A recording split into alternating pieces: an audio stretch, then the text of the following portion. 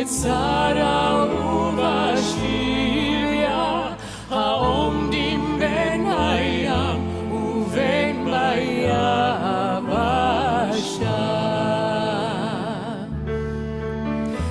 המקום ירחם, ירחם עליהם, ויוציאם מצרה לרווחה,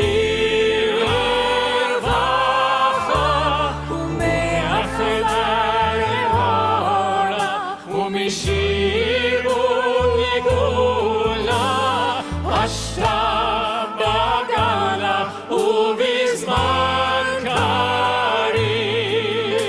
המקום ירחם, ירחם עליהם, ויוציאם מצרה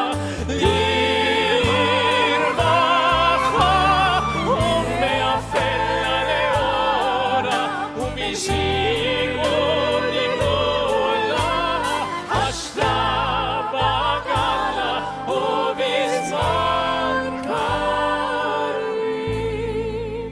Please rise, put your hand on your heart, and let us turn to our Israeli brothers and sisters and say, we remember you. השתה בגלה ובזמן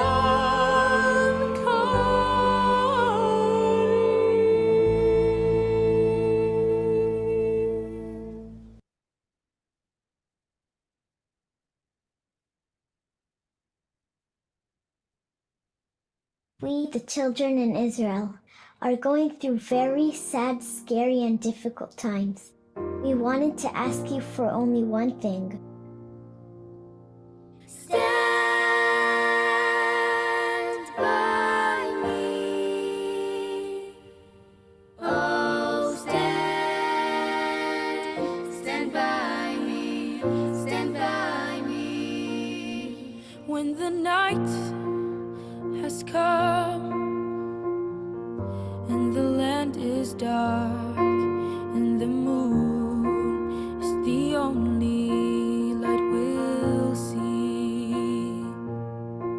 No, I won't be afraid. No, I won't be afraid. Just as long as you stand by me. So all I ask is stand by me. Oh, stand by me. Oh, stand.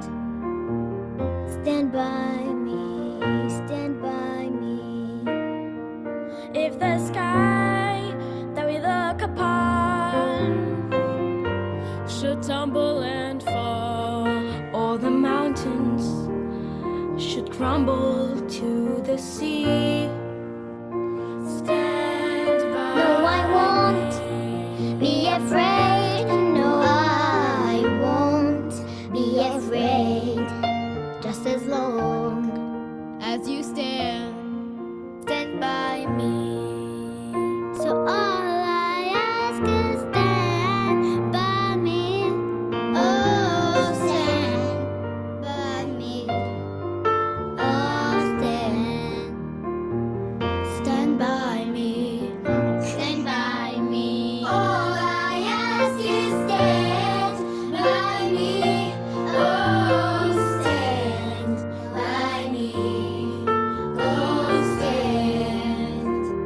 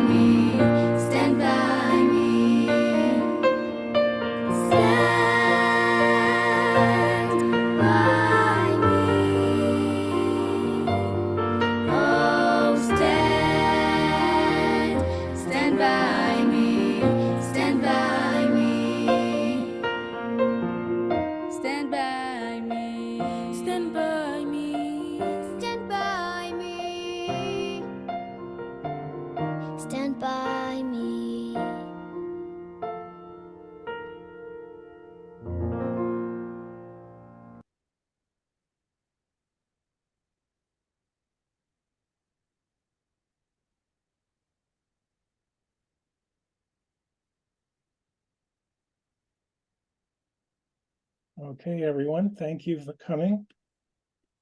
This is Jeffrey Giesener from the Jewish Holocaust and Remembrance Group.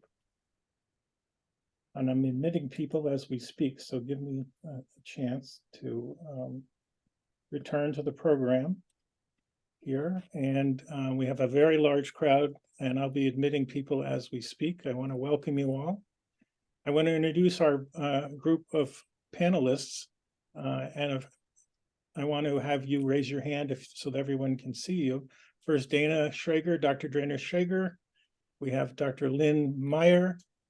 We have Rena, Katz, and we have Angela Amato. And Angela is our special musical guest. We have an international panel here. Rena is calling and zooming in from Israel. We have both Dana and Lynne from LA, and Angela is in Naples, Italy. So we are excited to have them. We also have all of you coming in from all over. I want to kind of give a little history of how we started this program. In 2020, I decided that I was thinking about starting the Jewish Culture and Holocaust Remembrance Group. And Dana was one of the admins who had a very large Facebook group called Jewish Cooking. And she has over 20,000 members today on that group.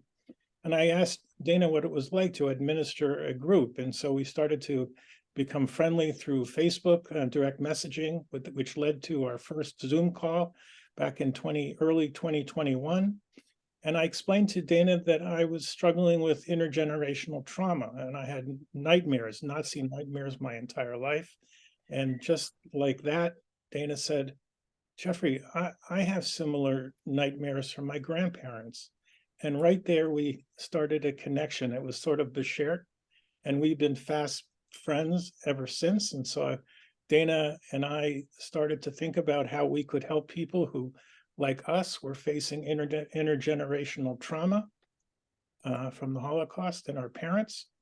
And we decided in 2021 that we would create a program called Into the Light. And that was our first. Jeffrey, can you stop screen share? People are asking to see your face. Yeah, we can't see you. Stop screen. Just a still picture on the screen. Oh, okay. Hold on a second. Oh, now we can see you. Sorry, thank you. Okay, sorry. I'm not that talking beautiful. I won't get the the Time Award for best looking. So you can hear my voice, and that's fine. So anyway, you were just about to explain how Into the Light started.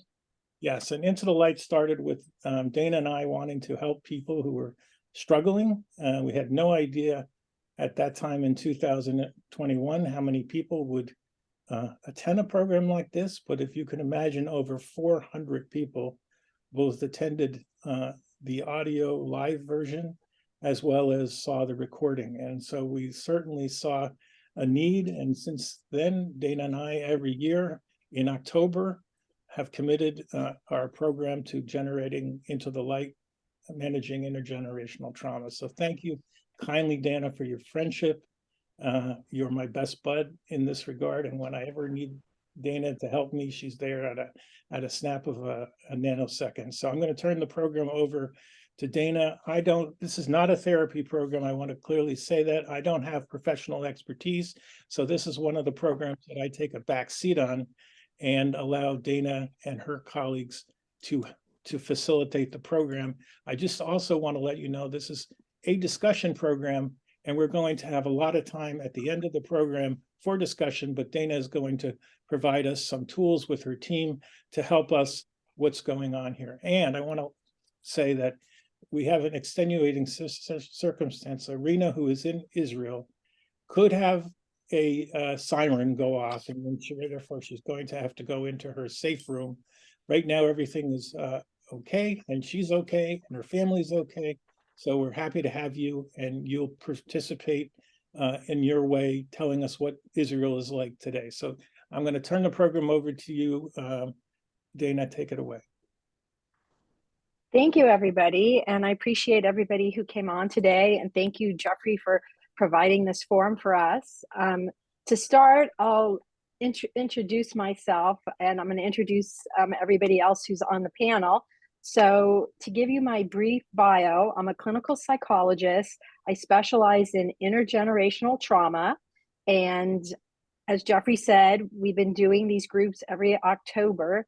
Had no idea last year when we said, okay, let's do this again in 2023, that the timing of this program would be incredibly timely. And so we'll get into all the details of that. But I want to introduce to you the rest of the people who are here today. Actually, we're going to start with our,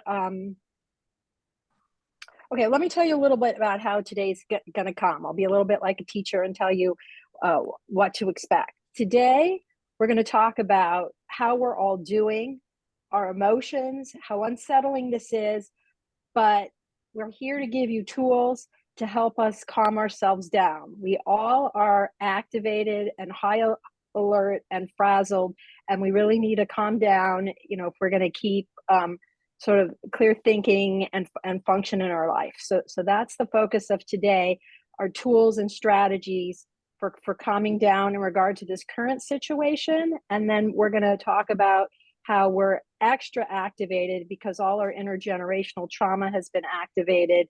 We're going to talk about what that is as well. And so today we're going to focus inward, and we have a limited amount of time, so we're not going to be talking about the politics or the atrocities. I'm in the US and looking at international social media and news, and I think all that information is out there. Obviously, there's misinformation, but there's people working very hard to get the correct information out. So that's not our focus today. We're doing something special here today. We're focusing inward within ourselves. And one of the best ways to calm down and to feed our soul is through music. So that's what the first tool I'm going to introduce. That's the first strategy. And we're very fortunate because we had already planned to have a musical guest here. Jeffrey has added the beauty of Jewish music to his programming. And so before the war, we had arranged for Angela Amato to be here. She's our musical guest, and she's here from Naples. I don't see Angela on my screen. Angela, are you still here? Yeah. You have to unmute yourself, please. Yes, I am on the screen. Hi, Angela. So happy to hear your voice. I want to introduce Angela. She and I met this summer in Naples, Italy. She is a professional and award-winning Jewish Italian violinist. She has performed all around the world. She's also a music teacher, and she's a very good Jewish cook. And that was one of the primary reasons we were introduced to each other, is over our love of Jewish cooking. And when I met Angela, it was a really beautiful experience. And I hope we all experience a piece of this today. We're all sitting here on this Zoom from around the world. And one of the best things we can do is connect to other people, connect to loved ones, meet other Jewish people from around the world, see that we're all connected, see that we're not alone. And that's the kind of instant connection I felt with Angela. From the minute we met, we were talking like old friends, and it reminded me of this Jewish camp song. So I don't know if other people have heard the camp song. Wherever you go, there's always someone Jewish, and that's how I felt when I got to Naples. That the Jewish community, and it's Jewish, Naples, Italy. The Jewish community there was extremely warm and welcoming. Welcomed me in like a sister. So that's how Angela and I met. And I also want you to meet Angela because her story to me is a story of Jewish resilience and hope. So Angela, could you just take a minute and tell us about your background, how your family came to be in Naples, Italy, and how you returned to be a practicing Jew? Yes. The story of the abandoned communities, Jewish community in South Italy, was already well known, and Rav Toaf wrote in some excerpts in in books about it. So in Italy, they knew they existed, abandoned community in the South Italy, particularly in Calabria, Sicily, in Puglia, and Naples. My family roots are from Spain, and both from father and mother. And it happened that my mother actually knew from her father that we were coming from Jews. Salerno was a name of town, and it's typical. And they came from Calabria, where 40% of people, they were Jews during the Inquisition.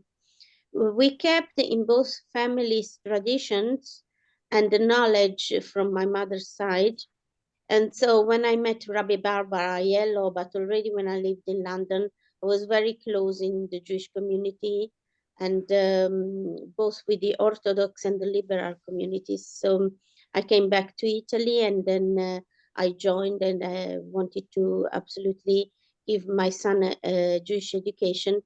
And together we returned sort of formally. A life which we always did as Jews, as hidden Jews. But now we are not hidden Jews anymore.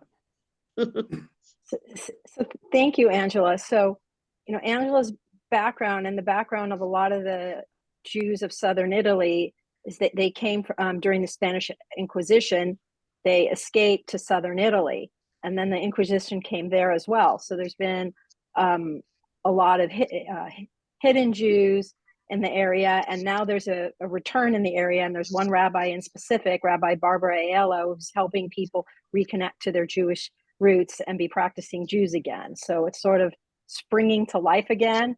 And I found the community so welcoming, such beautiful, special people. So it's wonderful to hear that Judaism is taking root in the area after being more dormant for 500 years. It's back. In fact, I was in a synagogue in Southern Italy that was converted to a church for 500 years. And it is once again a practicing temple, a synagogue in Italy. It was closed for 500 years, and it's back, and it was really moving to be there.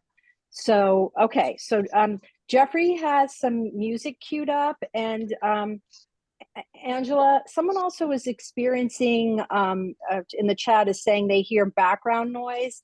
Or no, are other people having connection problems? Everyone should be Also, everyone should mute themselves if they're not speaking, so that'll help. And I want to ask you one question before I go to your music, Angela.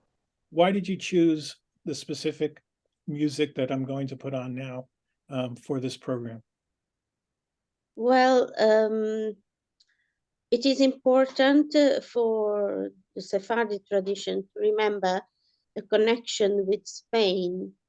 And they brought alongside the music, which is in the first one, the La Rosa en Florece, song in Latino from Renascimental kind of music, but the text is much older. And it really is the connection with Spain, which they brought alongside, even if they went through the Mediterranean countries in South Italy, but not only in Greece, Turkey, and the northern Africa as well. So those Spaniards, they brought the music as a connection with their coming land, Spaniard, Ladino traditions, and so on.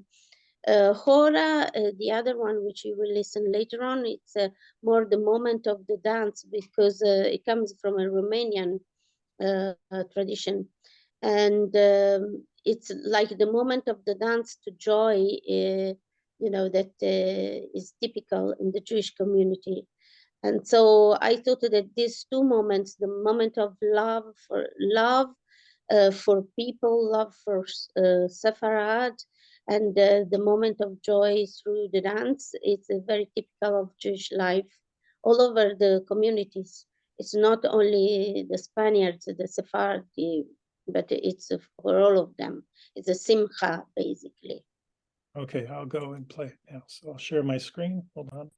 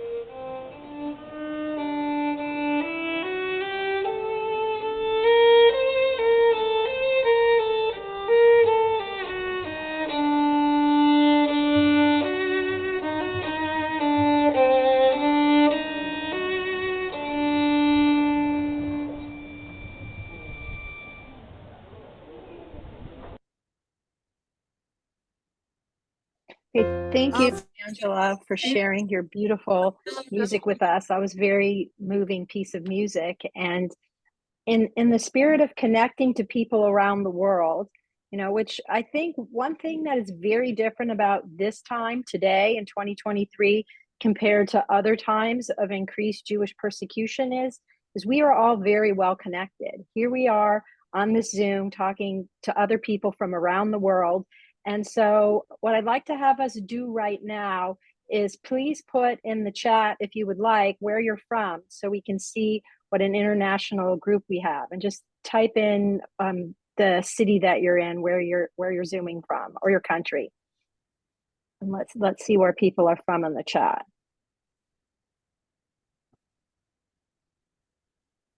So far we have Washington State, Los Altos, Los Angeles, London, Connecticut, Chapel Hill, North Carolina, Colorado, Cape Town, Oregon, New Jersey, England, Florida, San Diego, Montreal. All right, I'll let you guys read the rest as it comes in, but you can see we're connected from all points of the globe. All right, so now we're going to get into, also too, we're going to hear one more piece of music from Angela at the to close out the presentation for the day. So, all right, now I'm going to introduce our panelists. So we have Rena, Lipiner, Katz, and Lynne Meyer. And let me pull up their bios. Okay, so we have Dr. Lynne Meyer here today, who is a psychologist who has been in private practice in Los Angeles for 27 years. She's originally from Cape Town, South Africa. She also lived in Israel for 5 years. And then she came to Los Angeles to get her doctorate degree, which is where she and I met. We're old classmates and old buddies. And Lynne has also done postdoctorate training in child psychology and psychoanalysis and mindfulness trauma work. In addition to being an individual therapist, Lynne is a support group leader, and she has a new support group forming starting this Thursday. We're going to give you all the information. So if what we're doing today is helpful to you and you want to do it in a smaller, more intimate setting, Lynne has a 4-week support group starting on Thursdays for inherited trauma and the Israeli crisis. So I don't, Lynne, do you want to put the Gmail maybe in the chat now so that people can see how to reach you if they're interested in learning more about the group? Also, actually, Jeffrey, maybe now's a good time to queue up the group flyer and Rena's book cover. Okay, so in a minute, Jeffrey will put on the screen the flyer for Lynne's support group, as well as the book cover for Rena. Okay, so let me tell you about Rena. We're really happy to have her here from Israel today. Rena Lipiner Katz was born in New York and raised by parents whose lives were irrevocably shaped by the trauma of the Holocaust. She's a mother who has struggled to raise her children to be undefined by this trauma, but has found it to be an elusive goal. She's a writer and has a master's and postmaster's degree in clinical social work. Rena made Aliyah in 2013, and she currently lives in Tel Aviv with her husband. She's also author of a new book called A Life Inherited, Unraveling the Trauma of a Second Generation Holocaust Survivor. So here is the support group flyer that Jeffrey put up. So you could see the details of the support group forming next week. And then I think next Jeffrey will put up the cover of Rena's book.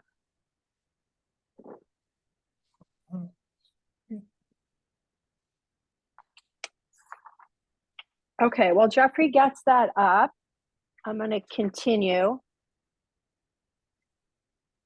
Jeffrey, you have it, or do you want me to put up the book cover? You can put it up. Go ahead. If you have it. Pardon me? I'll get it. Just keep going and I'll put it up in a second. Okay. Okay. If not, I have it handy. Okay. So as Jeffrey gets that up, let me find my place, see where we are next.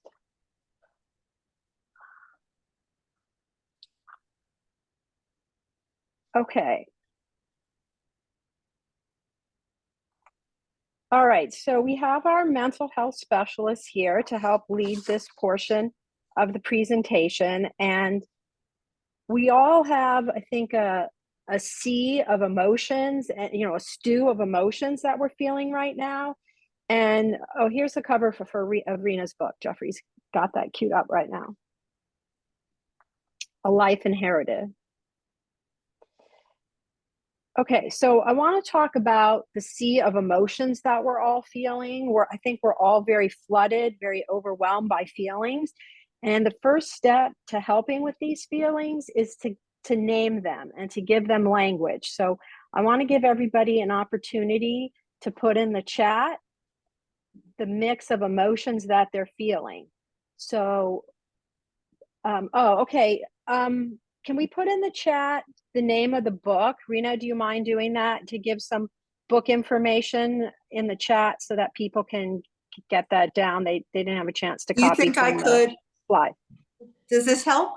I'll do it. It does. I'll do it. And also, okay, Jeffrey's going to thank you, Rena, for lifting the book. And then Jeffrey's also going to put in the chat the title. Okay. How do you do a chat? Okay. Don't worry, I have it. Okay. Okay, so put in the chat, I'm inviting everybody in the audience to please type in the chat the sea of feelings that you can identify with. So if you could just try to give a name, give a label to what you're feeling. So I saw the first person type anger and depression. I certainly feel all those things, grief, and as people type, I think we're going to see that we relate to most of what other people are feeling. So, here we have about 40 people on this Zoom, and we're all experiencing similar emotions. And I know the ones that I relate to the most that I'm seeing come across my screen are overwhelm and fear. All of this is part of a psychological phenomenon that we're experiencing, which is fight, flight, and freeze. So I'm going to have our panelists comment on that and explain to them. I know this is something that Dr. Meyer was talking to me about earlier this week. Lynne, do you want to talk about fight, flight, freeze a little bit? Yeah, so fight, flight, freeze, when we are triggered in any way, which we all are, our nervous system goes into fight, flight, and we want to, because of the adrenaline, find a way to escape or to run away. And I think it's sort of this is what I want to add to the situation. If you were a cave woman, let's just say, and you saw a lion, you could fight, flight, run away. But unfortunately, we're caught in a cycle of not being able to really escape or fight, flight. And then I think it's the overwhelm and the grief can make us feel very stuck and frozen in our grief, activated, unable to really escape, but frozen because we are frightened and we don't know what we can do to make it better. Okay, thank you, Lynne. That was really well said. And I think the first thing that people can do to make it better is to be here today. So by already taking the step to be on this Zoom, you're connecting to other people around the world who have the same concerns and who feel similarly, and we're less alone for seeing 40 faces on the screen. And I know a number of people are not screen sharing, and I'm usually one of those people who don't screen share. But if you can, share your screen. You know, it's fine to be in your pajamas or whatever you need, fluff up your hair, I don't know, and come on the screen so we can see all the faces who are and feel more together today. So let's take a minute and look at the other faces that are here. And if you come to, you know, there's plenty of new people here today, and then there's also what I'll call regulars. There's people who come here every month to Jeffrey's monthly Zooms, and so it's lovely to see repeat visitors. But I'm going to scroll through my screen quickly and connect to everybody's face. And oh, hi Eva, I'm glad you're here today. All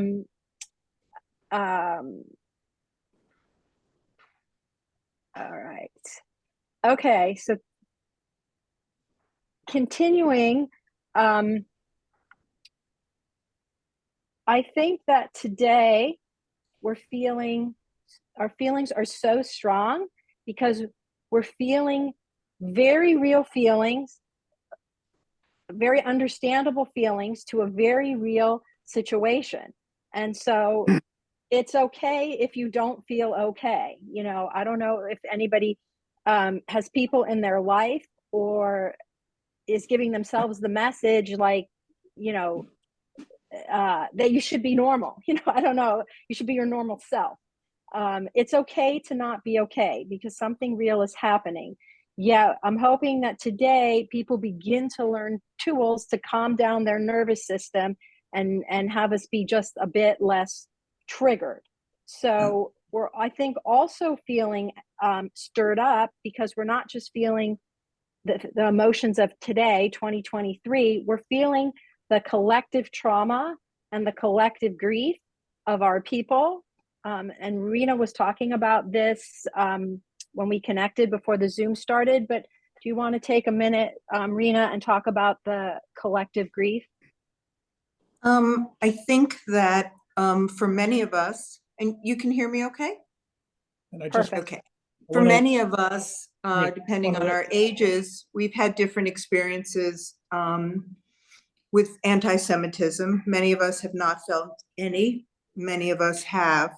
And I think that I'm not so sure that our initial response to what's going on is kind of a flight or fight thing.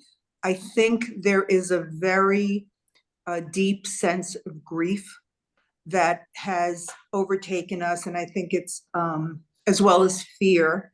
because I think what we are seeing is a level of uprising around the world that is not something we've seen or have consciously integrated.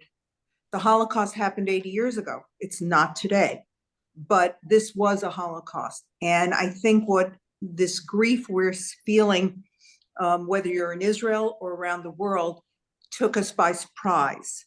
And I think that that's disconcerting for us. And I agree with you, Dana, that we are not okay today. And on some level, we will not be okay in the way we were. That doesn't mean we're not going to be joyful and we are not going to live life to the utmost, but we are not going to be okay in a certain way about being Jews and the way the world perceives us for a very, very long time. And I think that's the most expected thing. And I think there are different ways that we can cope with that. And yes, you're right. It's good to calm ourselves down. And one way is to absorb it, let ourselves feel it in waves. I'm sure it just happens to people that they're just doing work or even sleeping or waking up, and all of a sudden, images hit. And I think that's important to allow them to kind of go over us, feel them in waves, and they move through, and they're going to keep coming back. But it probably is important to, in a way, to limit some of these images and I'm the worst offender, in terms of spending time in front of the TV. Thank you, Rena. I wanted to emphasize the point you just said, which is I think it's super important to take a news holiday, and that we can't take in the images and the messages on repeat nonstop. And so my teenage kids have taken social media off of their phones for a couple days just to have a respite. And so I agree with you. And Jeffrey, you were interjecting something? I wanted to make sure everyone, because we had people coming in and still are having them come in, we wanted to let everyone to know that Rena and her husband and family are in Israel. They're in a safe room in Israel. If they do, we're not exactly. We only go to the safe room when there's rockets. Okay. So there's a siren, and sometimes there'll be a siren that we hear faintly, and that means that we don't have to go to the safe room. But if we hear it very loud, that means the Iron Dome will be intercepting it, and then shrapnel comes down. And sometimes people's windows blow out. So there is a special reinforced room in the apartment. I wanted to give, that's even better than what I could say, because you have feet on the ground, and you have an interesting and a valuable perspective for our audience. I also want to, before I give it back to Dana, all of you will have a chance to personally provide commentary at the second half of this program. I know all of you are used to being able to talk. You will have an opportunity to express your own feelings. The program will not end until everyone has a chance to speak. So back to you, Dana. Okay, thank you, Jeffrey, for specifying that. All right, so I want to talk more and have the panelists talk more about what we can do to calm our nervous system and deactivate a little bit. So, Lynne, do you want to talk a little bit about ways to calm the nervous system? Well, I'm going to do something that I did with gun violence survivors. I'm going to ask everybody to sort of imagine they have a virtual toolkit. And in your toolkit, you have to have something in there, maybe a few things in there that are skills that you can use when you're activated, which we are given. It's a given, we're all activated. How to calm down, whether it's meditation, breath work, exercise, eating well, sleeping well, knitting, running, because trauma is in the body. And I don't know how many people in this group have, I know I've experienced it in my body since this has happened. My back, I have no problems with my back. I've had backache for 2 weeks now. So it goes into your body in sort of a shock way. Your body experiences it, and then your mind receives it. It's the brain body. So it's the body brain, actually. So just trying to help people in the moment. You don't have to call it fight, flight, but activated. How to sort of bring, your plane is like this, it's ready to take off, how to land your plane. And we call it self-care because in that moment, if you're taking care of yourself, you're able to unfreeze. And then when you unfreeze, you can do something useful. And I think that also is helpful to us to feel in the toolkit, if you can do something useful for Israel, for our community, even for someone else, just an act of kindness. We call it tikkun olam. So anything that we can do, any mitzvah that we can do, it just makes the world feel a little better, a little safer. And it is important to keep a boundary, I believe, with the news. It's easy to jump to the news because we want to know, but we get activated. So it's sort of like a measure of boundary, which each person individually needs to decide, especially before you go to sleep. I wouldn't suggest you watch these videos. We know from our history, we know from our inherited trauma that there is murder and rape and massacre, but we have to work through that. And I do believe this will change us, but I think it hopefully will change us in a good way too, not just in a bad way.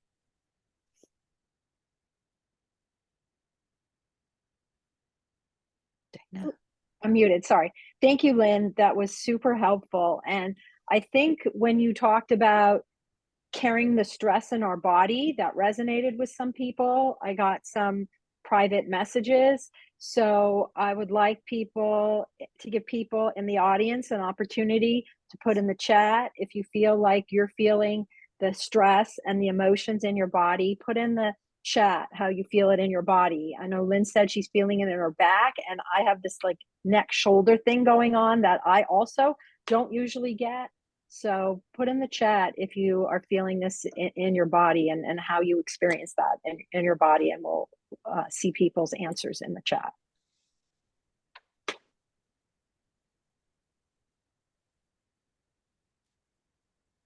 Okay, the responses are coming in, so we'll continue to read those. And thank you to everybody who shared their heartfelt feelings about their emotions, about what they're experiencing, and we'll have a chance to let people come on camera and express more of that in a short while.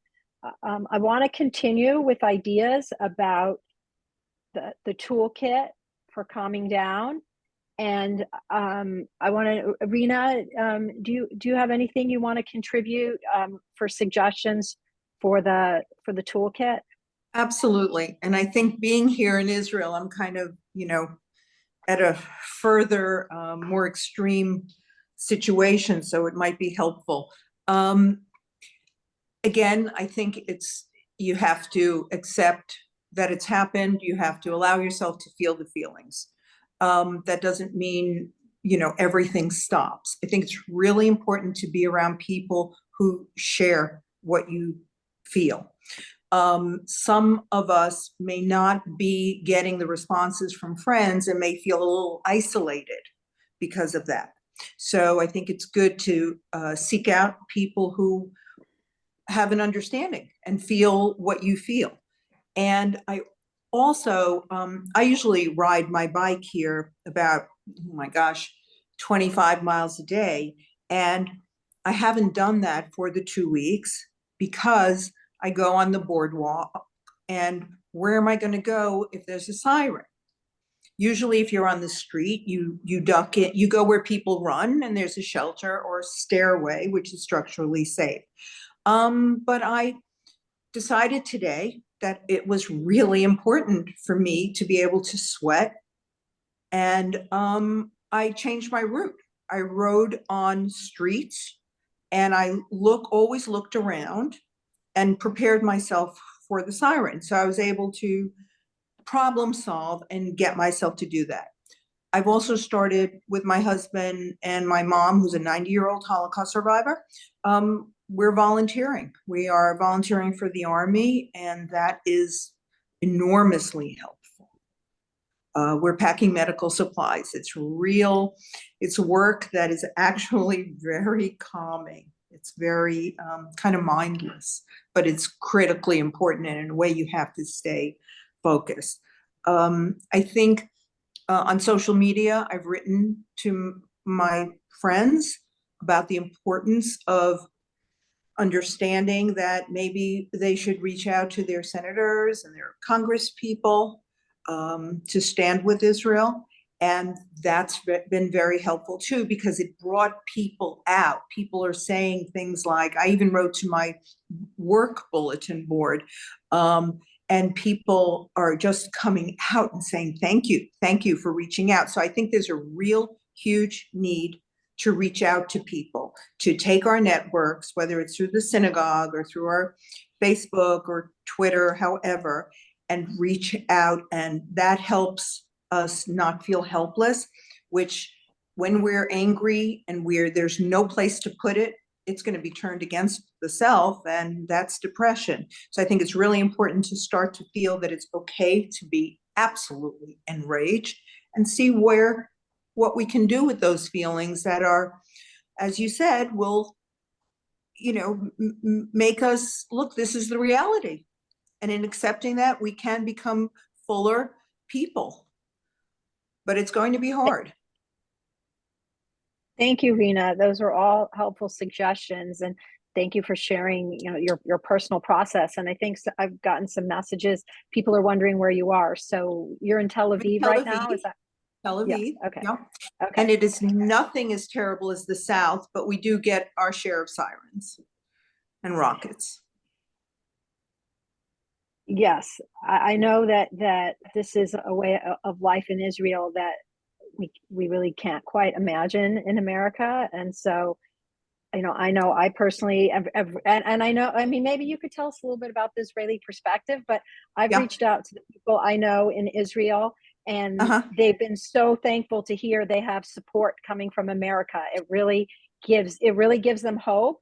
And a lot of them have sent me videos and things that they've wanted me to share with America and said, do you know this? Do you know this? And yes, this is we are all in love with President Biden. Yeah, this is a different era, and we are getting the facts, and the truth is coming through some of the media and some of the social media. But also, I know one of my friends sent me a very early video on day 2 showing what you were talking about, showing Israeli citizens in the street with flags, cheering, supporting the army, helping with supplies, helping feed, supporting the troops. And so people in America, maybe sitting here feeling really helpless, felt very uplifted that people in Israel are resilient and are supporting the troops. Yes. And so maybe you could talk a little bit about that, about the morale and the support in Israel. Okay. I think that, we're feeling several things at one time. And Lynne and Dana, you totally know about this. And we're feeling this grief. We're feeling shock. We're feeling a sense of things this feels a little different, Dana, though. We have had rockets and skirmishes over Gaza as long as I've lived here, but this is different. This is existential. This feels existential. And especially because, and I know we don't need to get into politics, but we do know that this is coming from Iran, and they have proxies that kind of surround us, even to the south in Yemen. The Houthis fired missiles. So this feels different for us.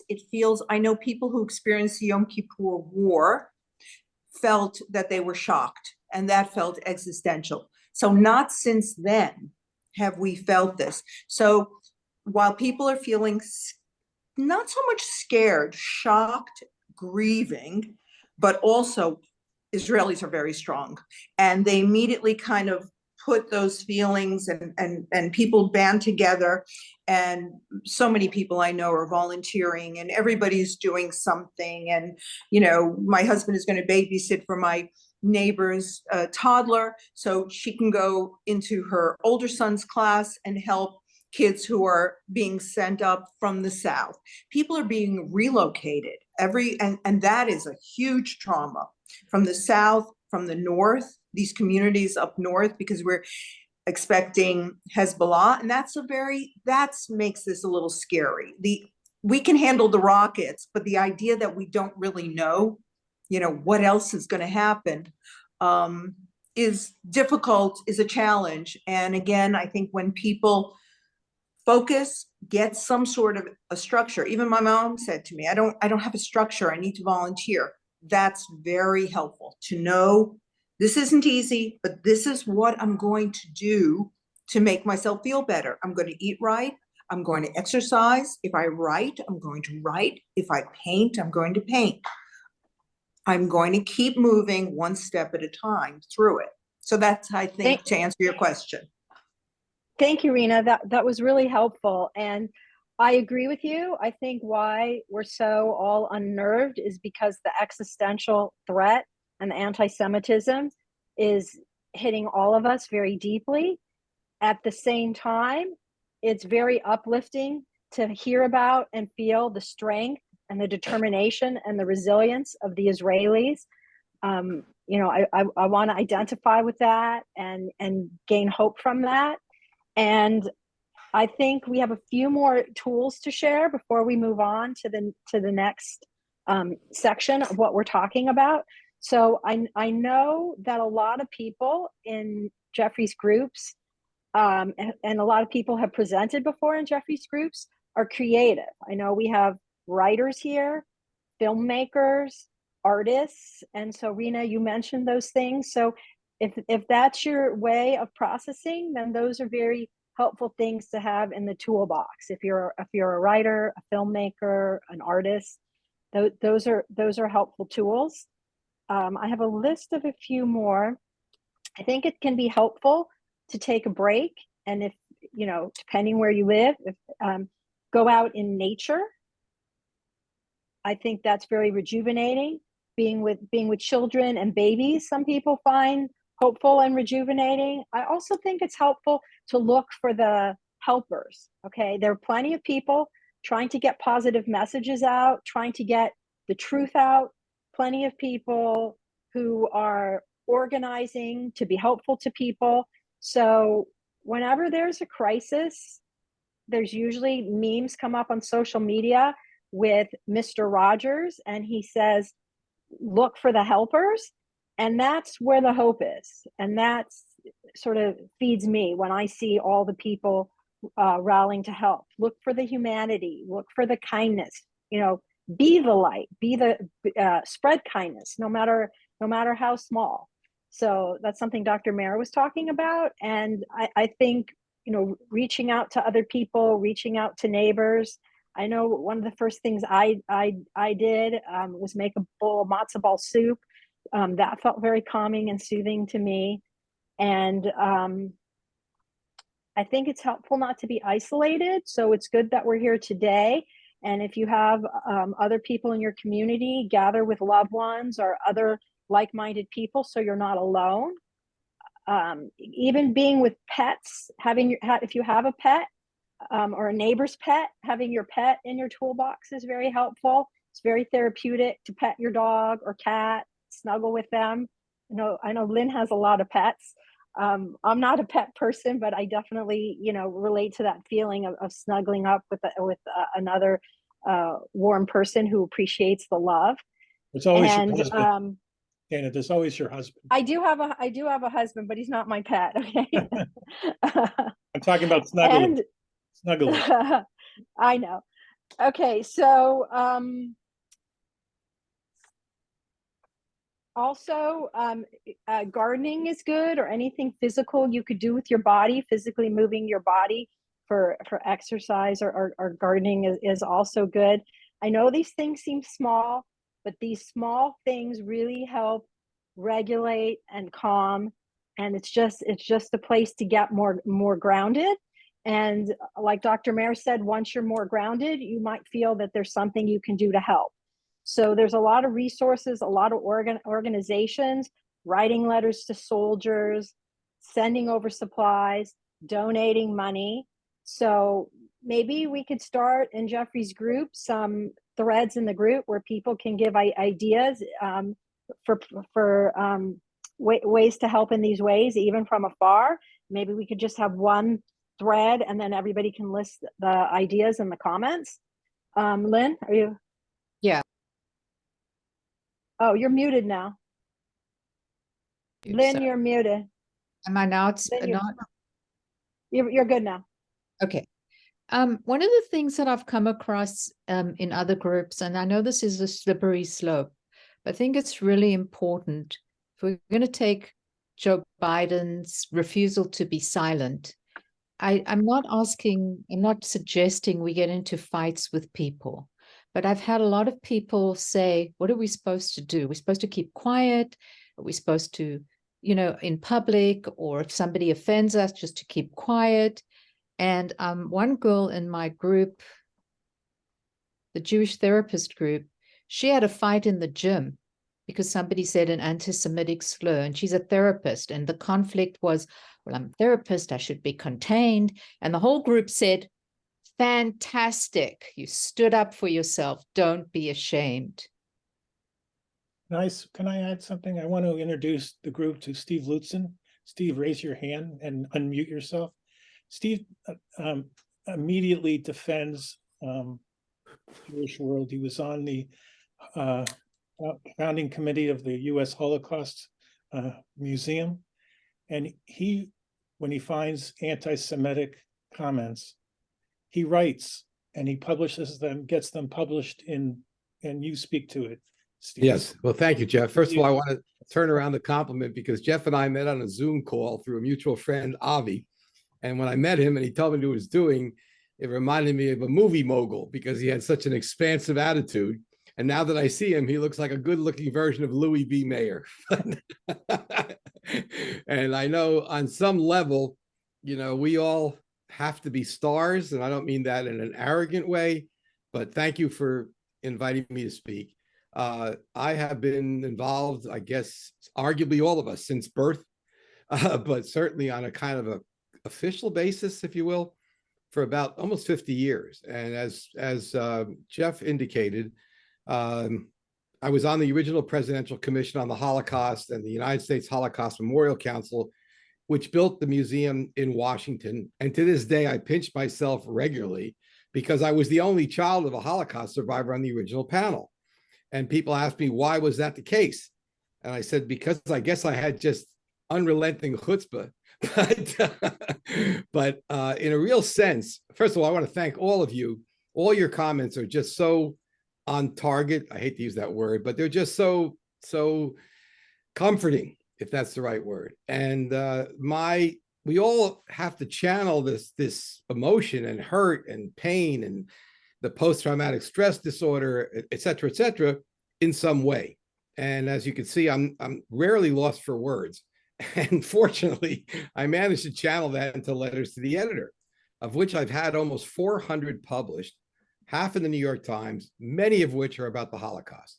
And so as I listen to all of you, it really, in fact, reinforces all the feelings I've had. But I guess if there's a few words that we try to reduce what it is we can be or feel, but clearly all my life I've been defiant. And I've stood up to bullies in high school when kids would call me Jew. I started to lift weights so I could punch them. And if I wasn't big enough to punch them, I found a guy bigger than me to punch them. And having been surrounded at the early time, and Jeff, tell me if there's a time limit here, because I could take up a whole day here. Yep, I know, but you only have a couple of minutes. So okay, I'll be quick. And that is to say that having been surrounded, first of all, having one parent as a survivor, that was in my DNA. 1, 2, I reach out to all of you who had 2 parents as survivors because I realize that's just even, in effect, an exponential expansion of all the things that we carry. And I should also say that having met the people who were on the committee and the council, they taught me resilience. And that along with our ability or need to deal with the emotions, one of the great takeaways, if you will, is the notion or the idea of being persistent and being resilient. And so I want to thank all of you because you reinforce that. And I'll close with the idea that I've been participating, and I will participate with this group much more often. And I think you said you were going to send out a Gmail, Jeff, or you'll alert me, but I'm in the loop, which is great. And I've been involved now for 2 years with a small group of people where we just end up just schmoozing every 2 weeks. And it's had a life of its own. And so in a real sense, this is a wonderful compliment. And needless to say, I can't go without commenting. The situation in Israel, in my mind, is really a continuation of the Holocaust. And that people were not outraged when then they killed the Jews, and somehow they thought that was vaguely acceptable. And I know I'm being a little bit, what's the word, taking license. But what really troubles me, it sickens me, is the notion that as soon as the Jews fight back, it's called retaliation. And nobody raised the issue with Hamas about, quote, humanitarian issues. And the moment the Jews stand up and say, we're not taking this, and thank God we have a strong defense. In other words, the story of the Jews going like sheep to the slaughter was the case because no one knew what was coming. Now Israel, which exists because of the Holocaust, and I guess we could debate that, but I'm pretty sure that's how it happened, is that the fact that we have this enormous, powerful defense, you know, things happen. Maybe Mossad was asleep, who knows? But the bottom line is we do need to defend ourselves. And this issue of it's not being humanitarian, to me, is just unacceptable because the world had its eyes closed then, and the world has its eyes closed now. And no one talks about Hamas, Hezbollah, or Iran considering humanitarian issues. So in sum, thank you, all of you. And if anybody needs a letter to the editor, just drop me a line and I'll help you write it. Amen, Stephen. Everybody is nodding in agreement and typing yes in the chat. So oh, good. We'll give you the 100% emoji. Okay. I'll take it. I also want to acknowledge survivors who are here.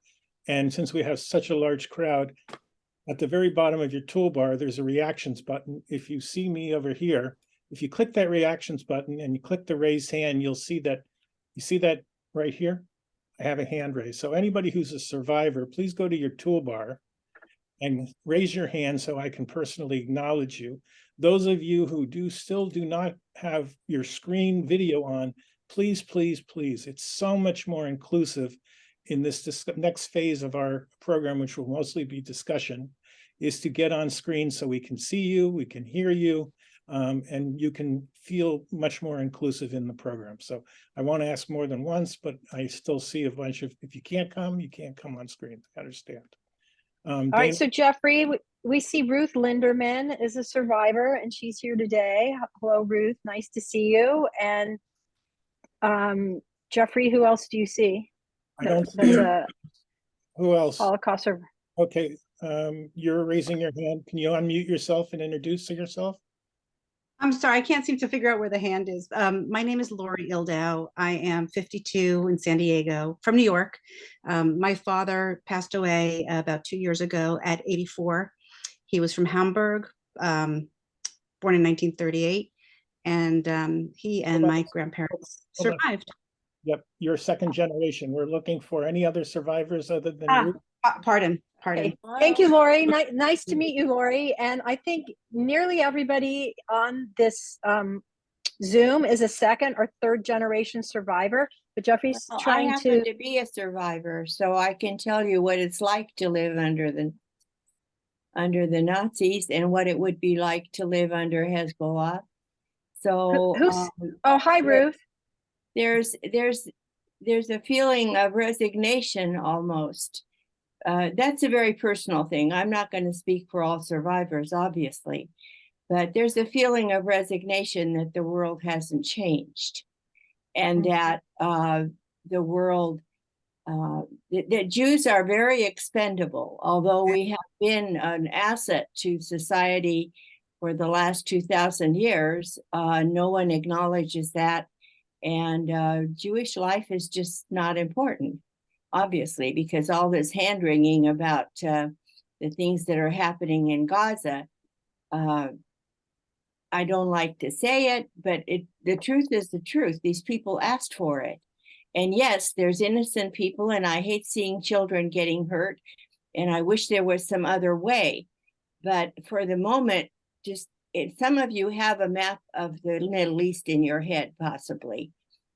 And Israel is a tiny little dot with all these Arab countries around it, bigger than the United States and Canada combined. And there's Israel, a little tiny dot, smaller than Rhode Island. And all of this is about getting rid of these Jews. And as I said, and I'm going to repeat this again because some of you may not have internalized it yet. You're totally expendable to the rest of the world. There's only a handful of people that will try to save us. And if we can save ourselves, that would be the best thing. And we've got to do the best we can. But the rest of the world is not going to be that sympathetic. There are thousands of people protesting for the Palestinians. And that anyone is protesting for them is already an indication of where we are. So I'm not resigned about it. I just want you all to be realistic. Well, Ruth, There's no easy way out. Ruth, I want to thank you for your friendship, and those of you who come to our group know that Ruth is pretty much on every month's programs with us. I also want to step back and tell you a brief story. In 2022, I had a program with YIVO Institute and Jonathan Brent, who's the CEO. The program was in the Q&A. He was asked why was in 2022, was there scaling anti-Semitism in the world? He flat out answered the question that he put the issue at the feet of Trump and there are good guys on both sides. But what was interesting is that because my parents, both survivors, never spoke to me or my sister about the Holocaust, I've used my survivors, my friends, the survivors in our group, to help me piece together my family's and my history. And what I did, which was very unusual, there was about 6 survivors. Ruth was in that program with me.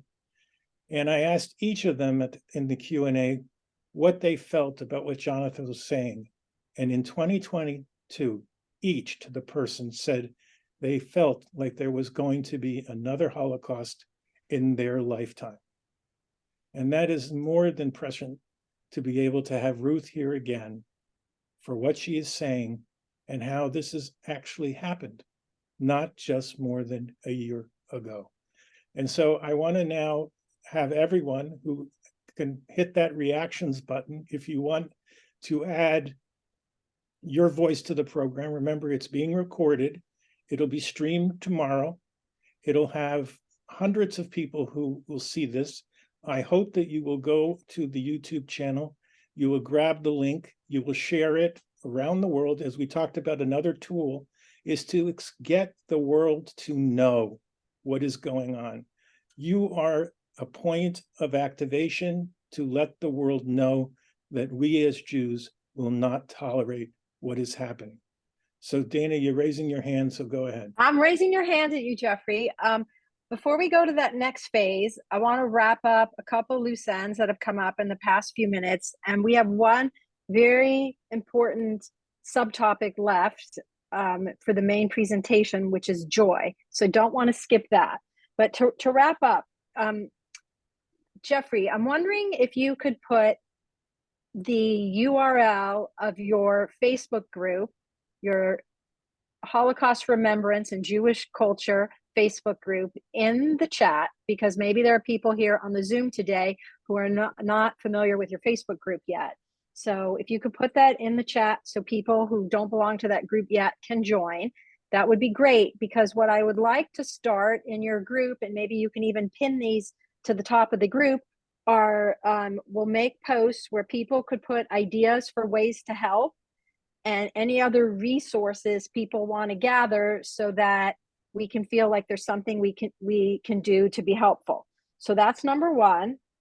Number two, somebody put in the chat something very useful in terms of a toolbox, in terms of a tool for the toolbox. So the last tool I want to put out there on the table for us is services. Some people are finding going to synagogue and going to services very soothing and a great way to connect and feel less alone. But also, I think there's something about the music and the familiarity and the ritual that is also reassuring and soothing. So I wanted to put that out there.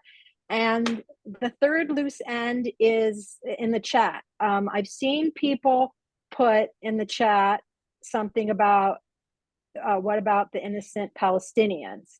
So I'm just going to, add briefly that I think most people in touch with humanity and kindness and morality do not wish any ill will to innocent civilians in Palestine. So just because we're talking here about supporting Israel, supporting other Jews, and supporting each other, doesn't exclude having a heart for other innocent victims. Okay, so the last subtopic we have here is joy. And I mention it because this is a Jewish value to promote joy in your life and to not let those who are anti-Semitic or those who are out to hurt us win. You can't let Hamas steal our joy.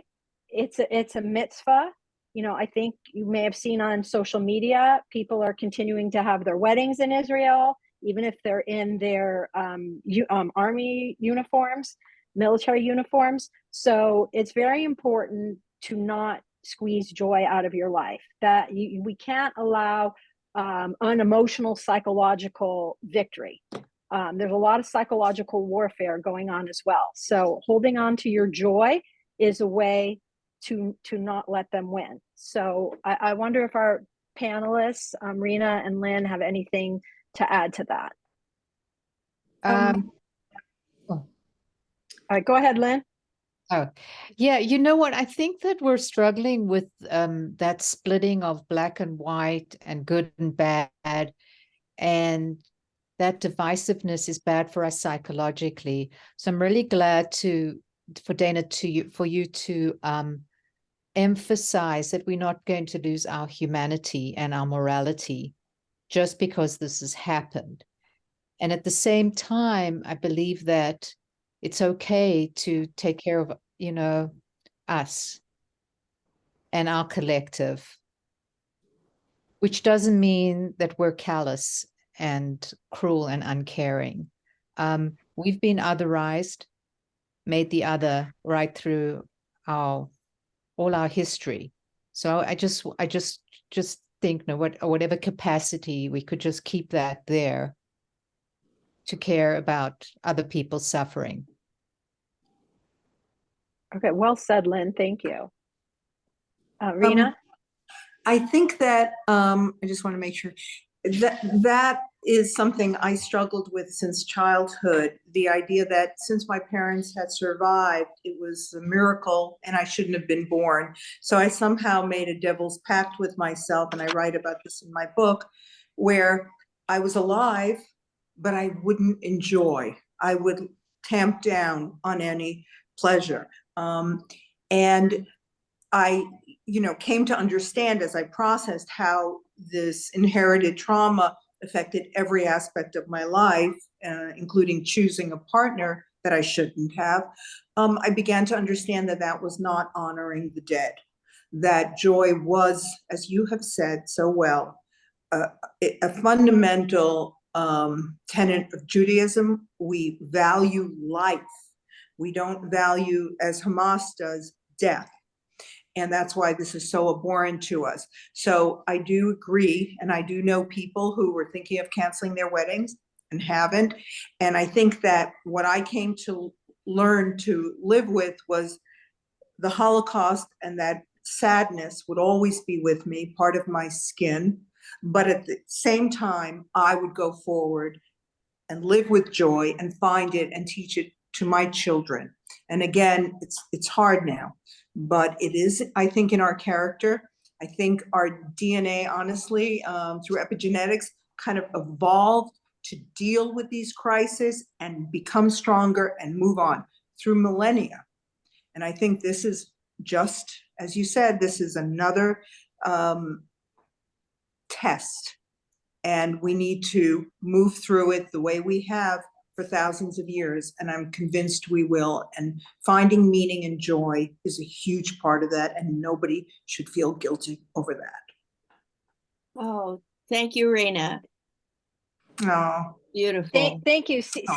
I see Thank you you. raising your hand. We Thank have you, Rena. That was really beautiful. Thank you. And I Before you think go- Stephen wants to add to what you said. Before you go to Steve, we have Al-Shiva. If you can get yourself on video, we'd love to see you. Her hand has been up for a while. Sure. Oh, sorry, I couldn't see that.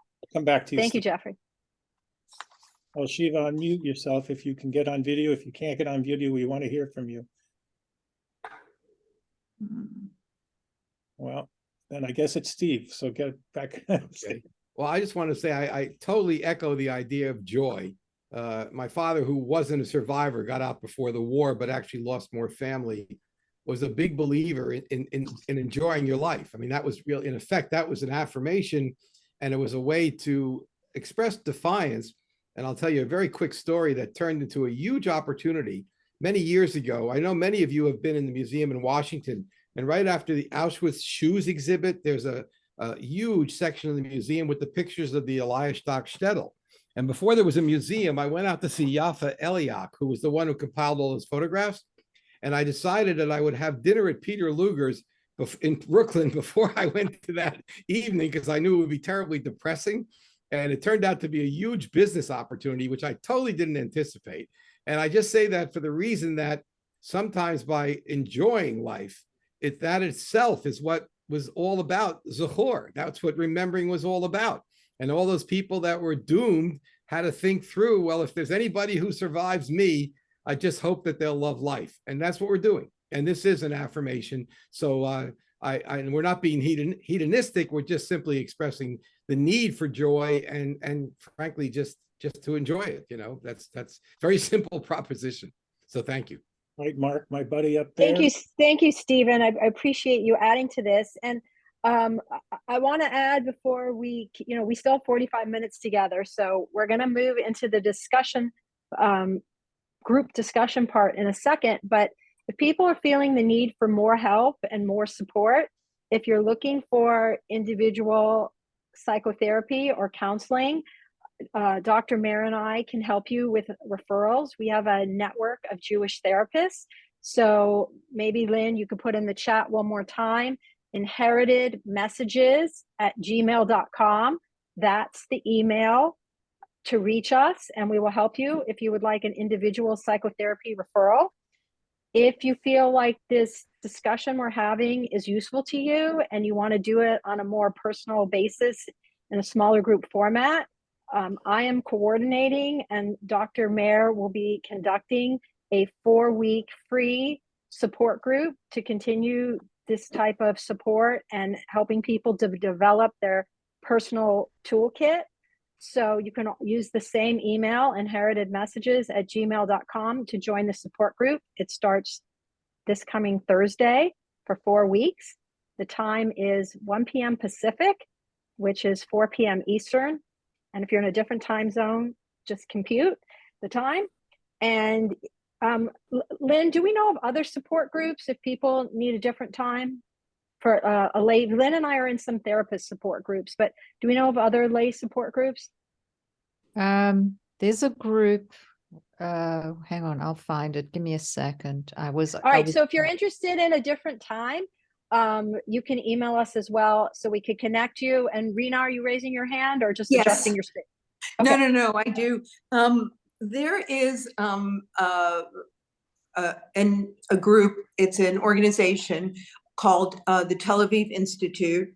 My husband is actually the president of it, and it fights online anti-Semitism and online hate, and its messaging is incredibly powerful. There's also, if anyone needs organizations that are on the ground that can help, I would suggest trying tlvi.org. and I can Hey, type that in we put that in the chat. Thank you so much. if I can figure out how to do it. Well, get your husband behind you and he'll do it. He'll help me. Yes. You have 45 minutes to figure it out or find him. So All right, I'm going to take the question from Mark. I want to introduce Mark. Mark's a great buddy of the group.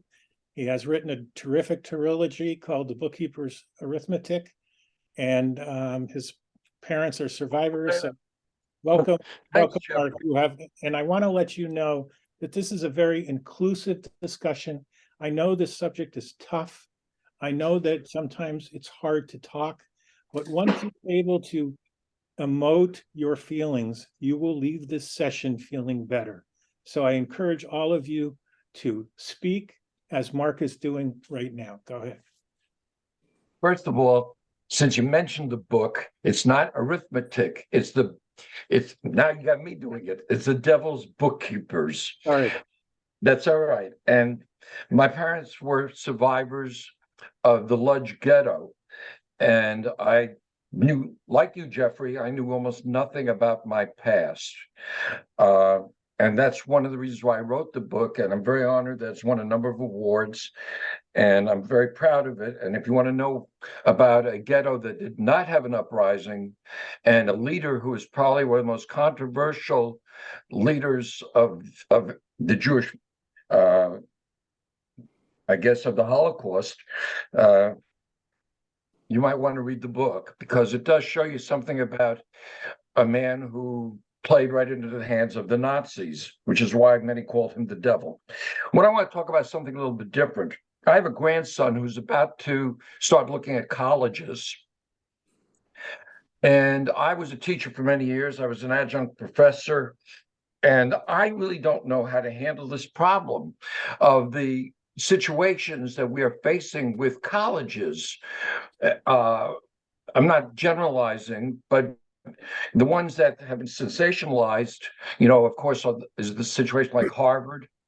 And, it's very disturbing to me that I have to talk to my grandson and to my son about this situation.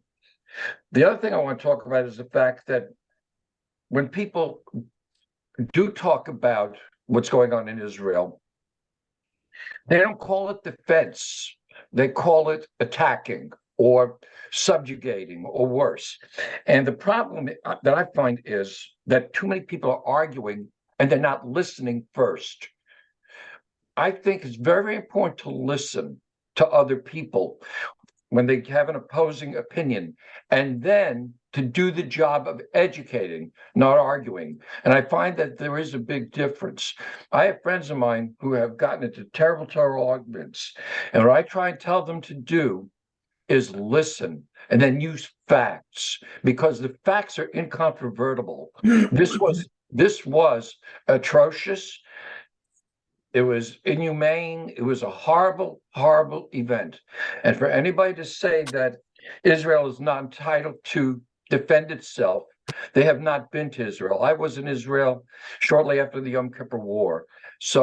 And I have a cousin who was in the tank force, and he took me to Rosh HaNikra, and he showed me how very vulnerable Israel is. Those are facts. And what I did on Facebook is I posted a map of Israel on Facebook. And I did not give my opinion, but posted the map and I showed people facts. And then people said to me, now they understand. So my suggestion is don't argue, educate. Listen, find out what the weaknesses are and educate. Because the passion that we have is not going to solve, it's not going to be a successful argument. The world is reacting emotionally. We have to react with facts and logic. And I believe that our cause is just.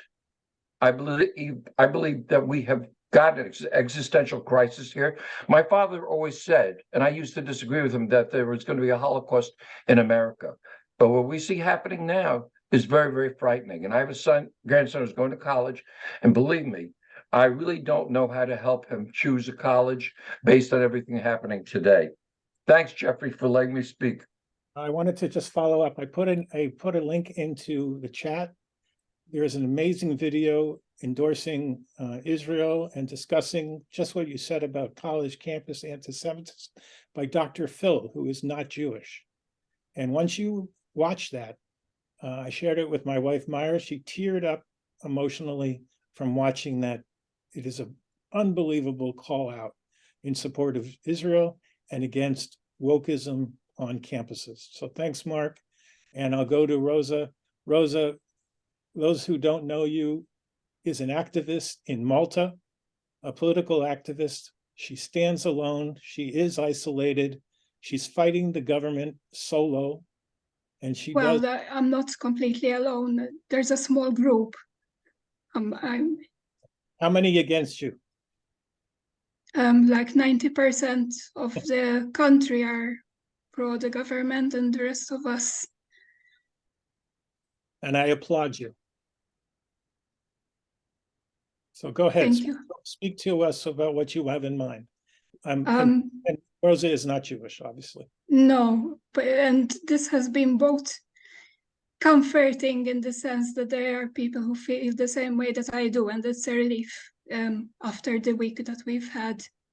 Because in a way, this week was worse, and in the sense because of the lies in the media and from people who are my friends and from whom I expected better.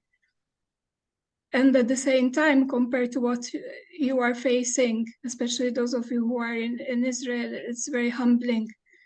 The reason I attended today is the reason I will keep attending, to counteract that confusion, the lies, and the people who seem to have carried on as if nothing has happened. There are people who are not Jewish, and we care deeply. I just 15 minutes before I logged into the Zoom, sorry about the canaries because he's hearing me speak. I was sent a friend request by a man from Catania that I don't even know, but he's not Jewish either, and he's bothered the same way that I am. And he posted this. If I have just a minute, I will read it. I'll translate it to English. For those who continually ask me, but you, why do you care about Jews? But why does it matter to you? But are you Jewish? No. And so, but do you live in Israel or here in Italy, they mean. And so why should it matter to us? And who is making you do this? And don't put yourself in trouble, in danger, you know? Leave it be, these are dangerous things. And then he put a little poster, and it simply says, there's no need to be Jewish to support Israel, that's all. And I'm just here to say that, you know, that it's like Ruth said, and it really moved me what you said, you know, that you feel helpless and everything, but there are also people who care. There were people who cared during the Holocaust, and they did what they could, and we will do it. Everybody that survived, everybody was helped by someone who was not Jewish. And we'll do the same now. We'll walk with you if you'll let us, if you'll have us. Okay. Thank you, Rosa. That's so all. heartfelt. Very nice. That's so heartfelt and so comforting. Thank you so much for all that you do. Believe me, it's mutual, because I haven't been sleeping or anything, and it's a comfort to have the group and to have people who understand, because there were some of my friends that I did not expect them, you know, for example, they weren't believing that they killed those babies. I mean, they've done A, B, C, D. Why are you so surprised that they also did E? Why can't you believe it? It was hard to see that from people that I thought were my friends and who would understand. So it's mutual to find this place as well. Thank you. Okay, my bestie friend up there, Zola, who's done many programs with me, who's in recovery from surgery. I saw your post in the chat, and I know you are feeling it internally. So please take the mic and share what your thoughts are. Hi, everybody. Yeah, I'm just tearful now again with Rosa's speeches just crying at everything and anything, which I've always done since birth. I'm a child of 2 survivors. And a lot of the time I've been feeling guilty doing things that are normal or happy. I'm traveling at the moment. I'm visiting my family in the USA, nieces and nephews and children who are carrying on their normal lives. And when I'm being joyful, there was moments of guilt. And then I had to stop and remind myself that both my parents always gave us the message as survivors: you must celebrate life and you must be joyful and spread joy. My mother was a singer and my uncle was a songwriter in the Vilna ghetto. And she performed in the worst of circumstances when they said, don't perform theater on a cemetery. But the truth is that in post years, I've heard from so many survivors how the music and the joy and the comedy and the singing gave these people hope and strength and the resilience, the spiritual resistance. So when you were talking about joy, and we must bring joy even in these hard times, it is so important because it does make a difference to the body, to the mind, to your own strength. And on Facebook, when people have had birthdays, in the beginning this week, the last 2 weeks, I've struggled to say happy birthday to my Jewish friends. What do you mean happy birthday? And then I had to go back and say, remember what your parents said. We must celebrate life. So each birthday, let them have a happy birthday, because it's even more meaningful now to be joyful, to be happy, to embrace life. And we just hope that all our loved ones will be alive and safe going forward. And I could say so much more. And one of the other things I will say, I know most of you know here that I had written that song, We Will Remember You, as a tribute to my Holocaust parents, to my survivor families, to all our families that we lost in the Holocaust. And the song has been sung recently a lot in South Africa, particularly where I'm from, because they know the song, at all these rallies for Israel, as a we will remember you for these people today. I never dreamed that the words would be applied in 2023, and may they never have to be sung again. Zola, so beautiful and so moving. Thank you so much for sharing. And I want to hear your music again. So I know I've heard it in Jeffrey's group before, but if you could put the link in the chat, if you're able to do that, I think other people probably enjoy hearing your music as well. I'm going to do something else. While other people are thinking about what they want to contribute, I'm going to put Zola on the spot, as I usually will.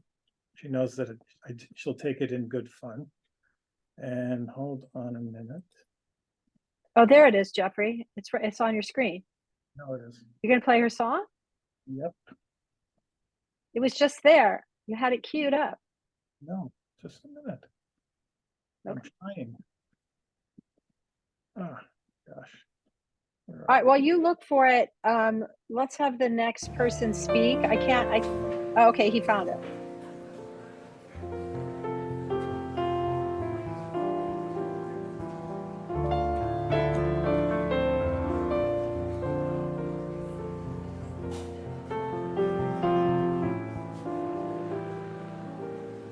Hört sich zu, wie wir singen, wie es klappen unsere Herzen, mit Rhythm von eurem Leben, hört sich zu. Wir seien eure Kinder, wir singen eure Lieder, till ich weich wir seien da. We are here because of you. We'll tell your story, live your dreams, and sing your song. With courage, faith, and hope, and voices proud and strong. The world will know your life, your love, your legacy lives on. Hört sich zu, we will remember you. You're with us everywhere we go. We hold you safely in our hearts. will share for future generations all the lessons of your past, all your suffering and losses, all the pain that you went through will never be forgotten, hört sich zu. We'll tell your story, live your dreams, and sing your song with courage, faith, and hope, with voices proud and strong. The world will know your life, your love, your legacy lives on. Hört sich zu, we will remember you. We have cried in all our tears the sadness of your darkest years, but the joy of your survival gives us life. Wir werden euch keinmal nicht vergessen, wir werden euch ständig gedenken, auf ewig werden wir singen zu lieb euch. We'll tell your story, live your dreams, and sing your song with courage, faith, and hope, and voices proud and strong. The world will know your life, your love, your legacy lives on. Hört sich zu, we will remember you. Hört sich zu, we will remember you.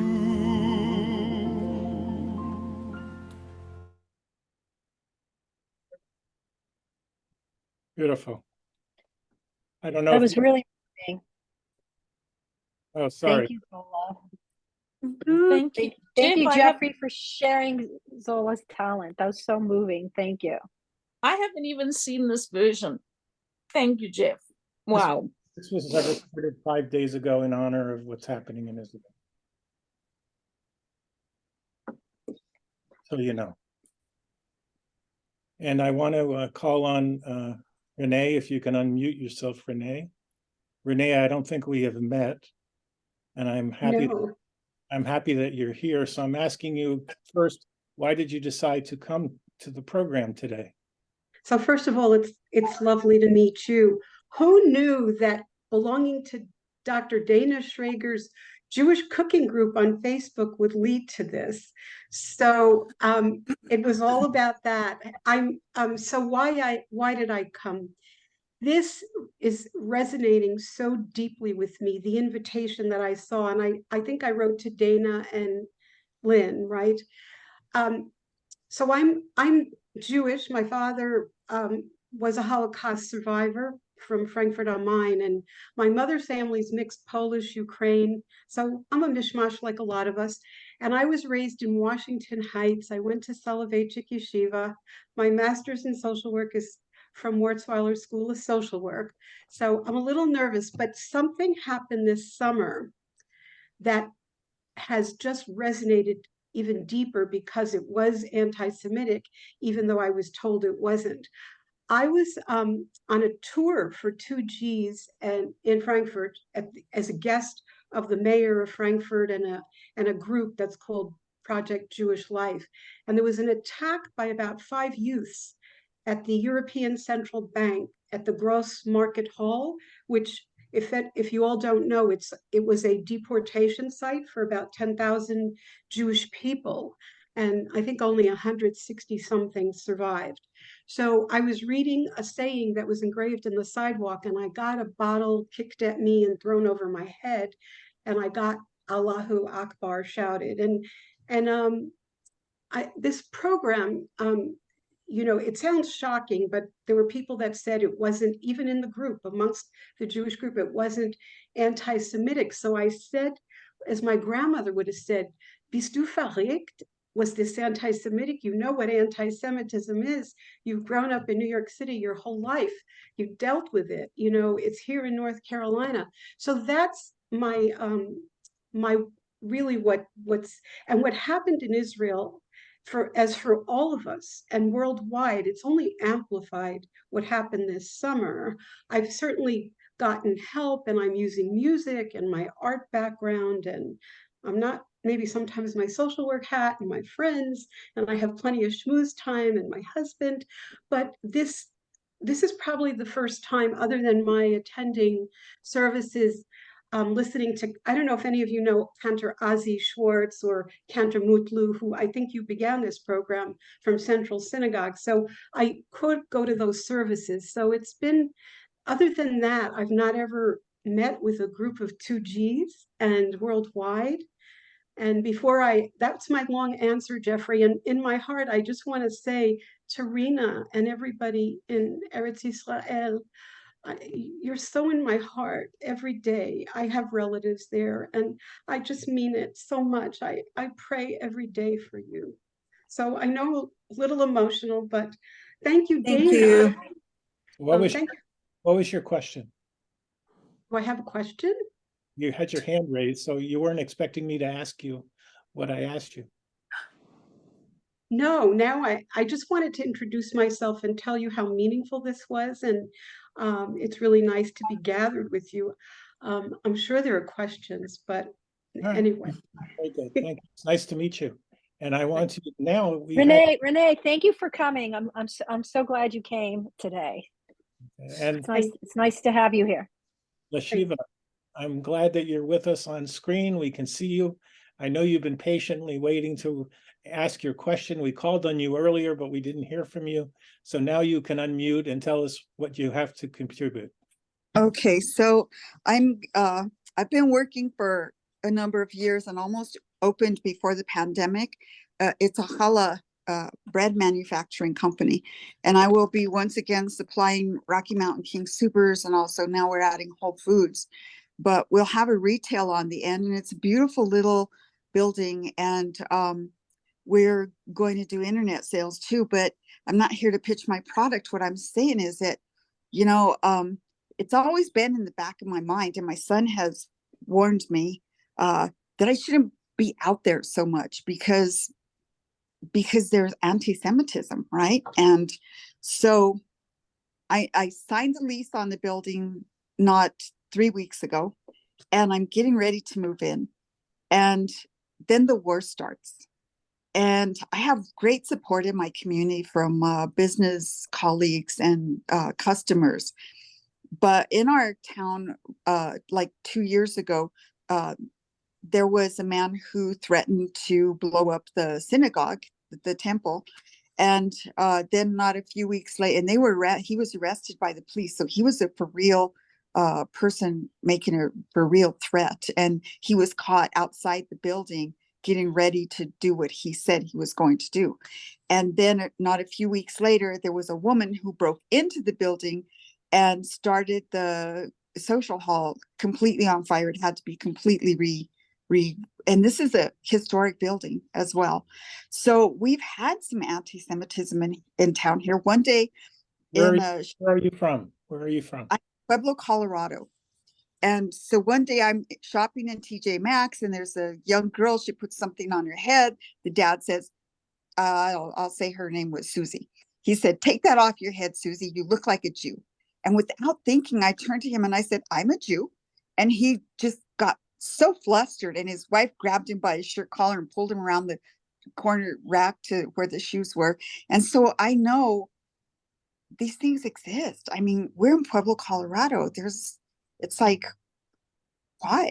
You know, but I've had indications that these things exist. And so now that I'm getting ready to open my bread manufacturing company, and everyone knows it's challah, all I do is challah, I anticipate that there are going to be some things done. Maybe, I don't know, there's going to be some anti-Semitic rhetoric. And I looked online last night. There's a group called Secure Community Network, and they actually mitigate anti-Semitic threats. They have it's a whole room with a map, and people can contact them. And so I'm thinking about going that route because Can I help you? Can I help you? Sure, please. My wife is involved in that network, that security network. I would recommend you doing a couple things. One is I would notify the ADL in your area. I I would notify the Jewish federations. You are also working with the security networks. And I would notify the police so that you have and the fact that you raise your voice to that person, I think you should be congratulated. But you're not alone, and you need to reach out to the agencies who are there designed to protect you. And so I think that's an offer from me to you. And my wife, if she was here, she'd be saying the same thing to you. So I've always known that, there's that potential, but I'm not going to let it stop me. It does create some fear, but I'm not going to let it stop me. Good for you. Good for you. Thank you for letting me speak. So I want to encourage anybody else who is here to hit their reactions button, raise your hand so we can bring you to the front of the screen and we can see. Also, Lori's raising her physical hand, not the computer hand. So she's scared out. She raised her hand, right? So Lori, go ahead. What do you have to ask? Oh, Lori, you're muted. Have to unmute. Just raising your hand is not enough. Mark was mentioning, Mark, are you still here? You mentioned how you're going to speak to your kids about choosing college. And I'm 52. I've got 2 kids. My son, my youngest, 18, just went off to the University of Wisconsin in Madison. My daughter will graduate in December from Washington State University in Pullman. And I wanted to just kind of share with you a little bit of what I've seen through my kids' college career. It frightens me desperately. I'm going to put in the link a picture of something when I have a second. It's a quilt.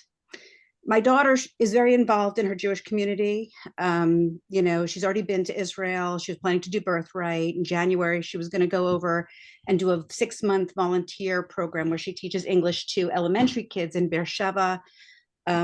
She cares a lot about the community. We have a lot of friends there. But we talked about choosing colleges where there was a community, a good enough, a strong enough Jewish community so that you wouldn't feel alone.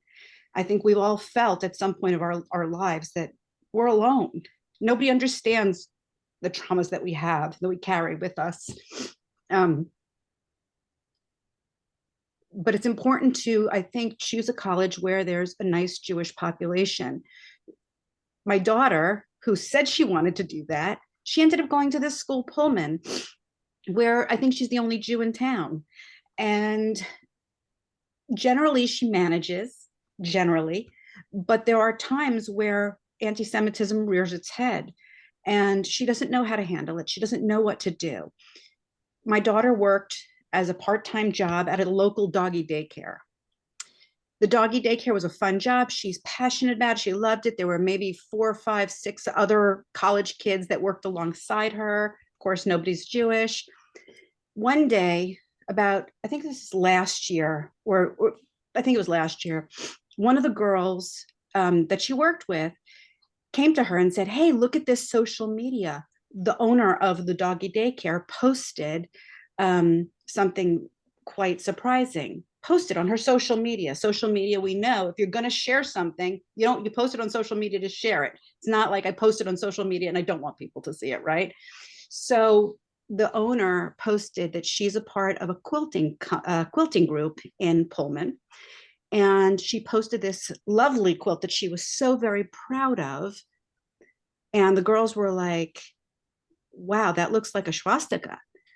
And Kaya asked everyone and said, "What do you think this is? What do you think this is?" All the girls at the organization said, I couldn't be any more clear. It's a swastika." And Kaya went to the owner and said, "Can you please explain why you would post this, why you would even make something like this?" She didn't tell her she was Jewish. And she said, "I have every right to post what I want to post." And she said, "You absolutely do, but I quit." And she said, "What's your problem?" She said, "I'm Jewish. That's a problem. I can't work for you." And when she quit, the rest of the girls were like, "Why are you quitting? Why are you quitting? I don't understand. What's a big deal?" She's like, "What do you mean what the big deal is? This is a statement, a very big statement about who I am and my right to live and be successful and thrive." And she had a lot of back and forth with me on the phone and Zoom about whether she should quit or not. She loved the job, but she ultimately felt very strongly that she had to stand for who she is and for all of us. The girls were very annoyed at her for quitting. No matter what she said, no matter how she tried to explain to them why she was leaving this company, they couldn't understand. All they said to her is, "You're leaving us in the lurch and we can't reschedule our hours." The reason I tell you this story is not just because of what my daughter went through, but because I'm very concerned about the generation that she's in. I think so many of them are removed, right? So I think I'm the youngest probably in the group, maybe almost close to the youngest in this group. My dad being born in 1938, right? And I think that my generation knows, but I have a very hard time seeing the next generation stay connected and understand, especially if you're not Jewish. I mean, if you are Jewish, of course, but if you're not, this is just nothing that you even can contemplate or put in your paradigm. And that's very upsetting. And so when I watch the news, not just our news, I watch Al Jazeera because I want to know what they're saying over in the other part of the world. These are young people, young male people who are screaming about Palestine and the freedom and the this and the that. And I don't see enough of our young people screaming back and saying, you know, that's not who we are. We've learned our lessons. That's very frightening for me. They're the next generation. So I'm going to put the quilt on the chat for you. Thank you for sharing. And for all, collectively, for all of us, I want you to share with your daughter that she made the right move, that we are all proud of her. And just let us know, where's Poland?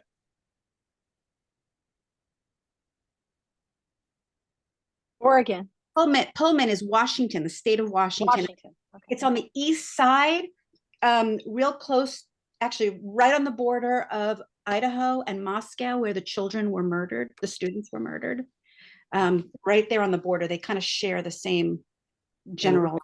Ruth, you're from Oregon, and I know your family's there. Are you close to? Well, I know where Pullman is because the university's over there.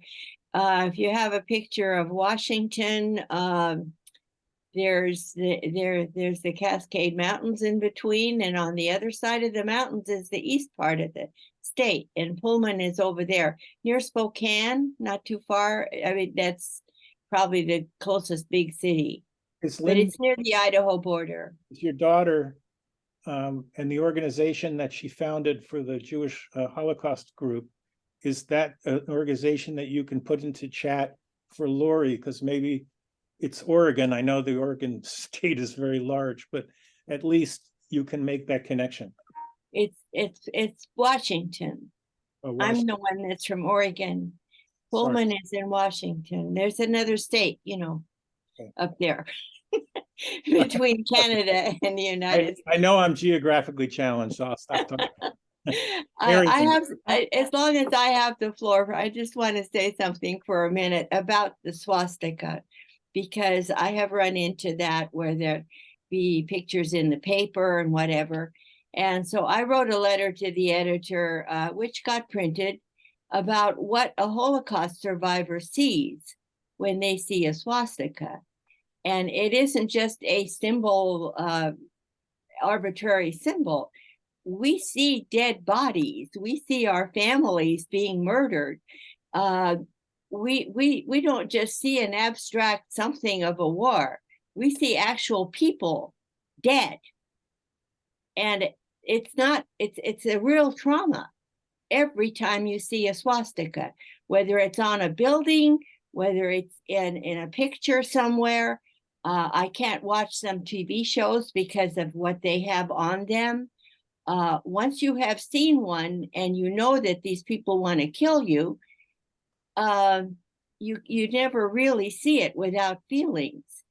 And your daughter probably had the same thing, which she may not have been able to express, or sometimes we were reticent to express because it's just too emotional. but it's time we told people exactly what we see when we see a swastika. Thanks, Ruth. And I hope that Thank you, Ruth. That's do a that. great point. And Miriam, why don't you unmute yourself and contribute to the discussion? Okay, it took me quite a while to figure out how to raise my hand, so I hope I'll be able to figure out how to unraise it once I'm done. But I did, well, I'll try to keep it quick. I know we don't have a lot of time, but just give us a sense of your background so we can identify with you. Oh, okay. My dad was a Holocaust survivor. I'm 57, so older than Lori, but my dad was older when I was born. He was born in 1927 in Poland.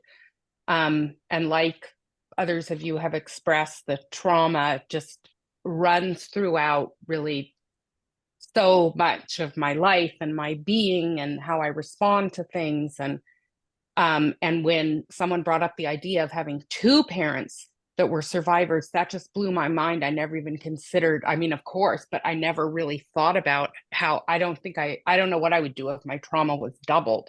But anyhow, sorry, I just wanted to speak briefly to two things. One was about the college issue, is I have two kids that have, gone to college somewhat recently and graduated. And with the second one, when he was trying to decide where to go and he had some acceptances, he actually reached out to the small college that he ended up going to was Willamette University in Salem, Oregon. So similar Northwestern or whatever you call that region. Sorry, I'm in California. But anyhow, he reached out to someone from one of the Jewish organizations. I'm nervous, so I'm not remembering the name. It wasn't Hillel. They didn't have a Hillel. But he asked, what is it like to be a Jewish student on this campus? And he got, a great response. And at that time, they also had a rabbi on staff as a chaplain. So that was very comforting. We're in a little bit of a different time now. That was 5 years ago. I think the left situation has gotten even worse. And I'm very left on everything else. So anyway, sorry. And the other thing I wanted to say is living in the San Francisco Bay Area, there's a very large South Asian population here. And a lot has come up about this issue with the swastika. And I don't know if this was the case with the quilt, but if anybody's super interested in this, there is in Los Altos Hills, which is near me, there is an open space sort of property called Hidden Villa that has a house that's been there since the 1920s. And there were actually swastikas that were brought over from Asia that were part of the tile work in the house. This was well before the Holocaust. And this became a huge issue as to what to do with these images that had some historical value, that were meant to be a good luck symbol in the culture that they came from, that now people see as being from the Holocaust. And it really became an absolutely huge issue, including like staff members quitting and whatnot. So there is that issue to the swastika thing. And I actually, having read so much about the local issue, I have mixed feelings about it.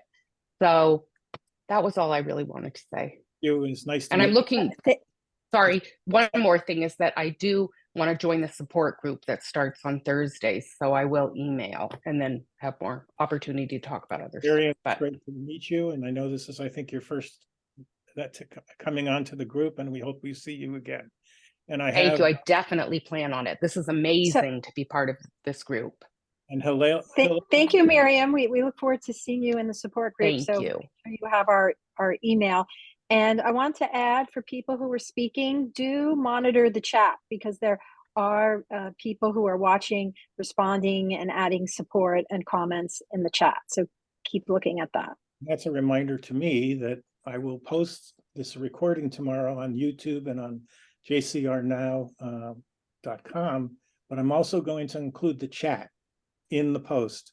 So you'll be able to not only see this recording, share this recording, but you'll also be able to see, I will edit the chat obviously, but you'll be able to see a lot of the references and a lot of the commenting going on. So Hillel is next, and Hillel, is nice to meet you. I don't want to know a little bit about you and where you're calling from, and then you can ask your question. Hi, thanks, Jeffrey. Yeah, my name's Hillel Katz, born and raised in Cape Town, South Africa. Hi, Zola. I'm Lynne Meyer's first cousin. Hi, Lynne. And I just want to say it's more of a statement of pride and acknowledgement of all the incredible people that are part of this group that have shared. There's such a richness of Jewish life, and it's sometimes we need to seek it out, but in times of crisis, it's just very clear to me how much it means to me to be have my strong Jewish identity validated by all of you. So thank you, Jeffrey. Thank you, Dana. Zola, amazing song. Stephen, you're doing an incredible work. Thank you for what you're doing and continuing to speak out and voice. Unbelievable. Renee, Eretz Yisrael, Am Yisrael Chai.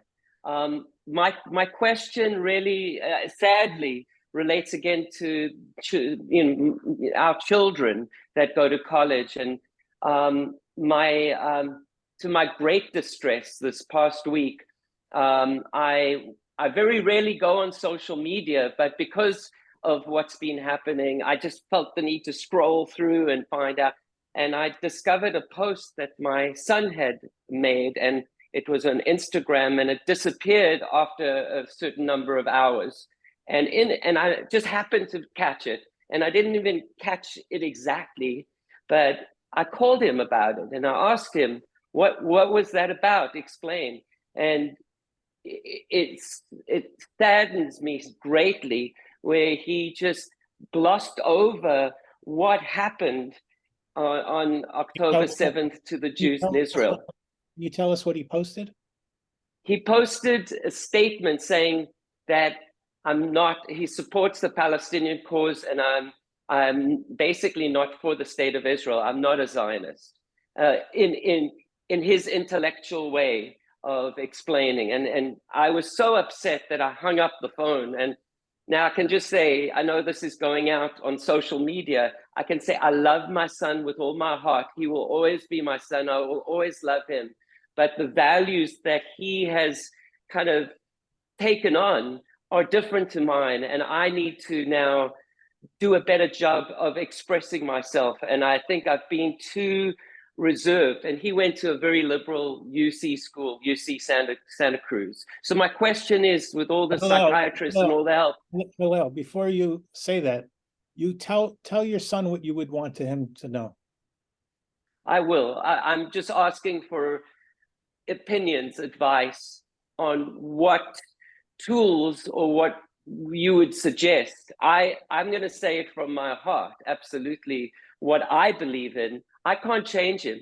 He is his own person. He has always been his own person. How old is your son? How old is your son? He's 27. I see Rena raising her hand. Maybe Lynne and maybe Dana can weigh in here, and if anybody else wants to come in. First of all, I'm going to mute myself and just say thank you again. Toda rabah. I think the challenge for our kids is enormous. There's woke mentality that's flying through campuses, is not with an insistence on safe zones for students who do not like Zionists, and professors who feel very comfortable being very anti-Zionist, has made schools very unsafe for our children. And your son may have internalized this and may have just found it easier to reject what Israel stands for. I'm thinking you should take him to Israel. I mean, certainly he could go on a birthright trip. But I think sometimes we have to be strong with our children and explain things.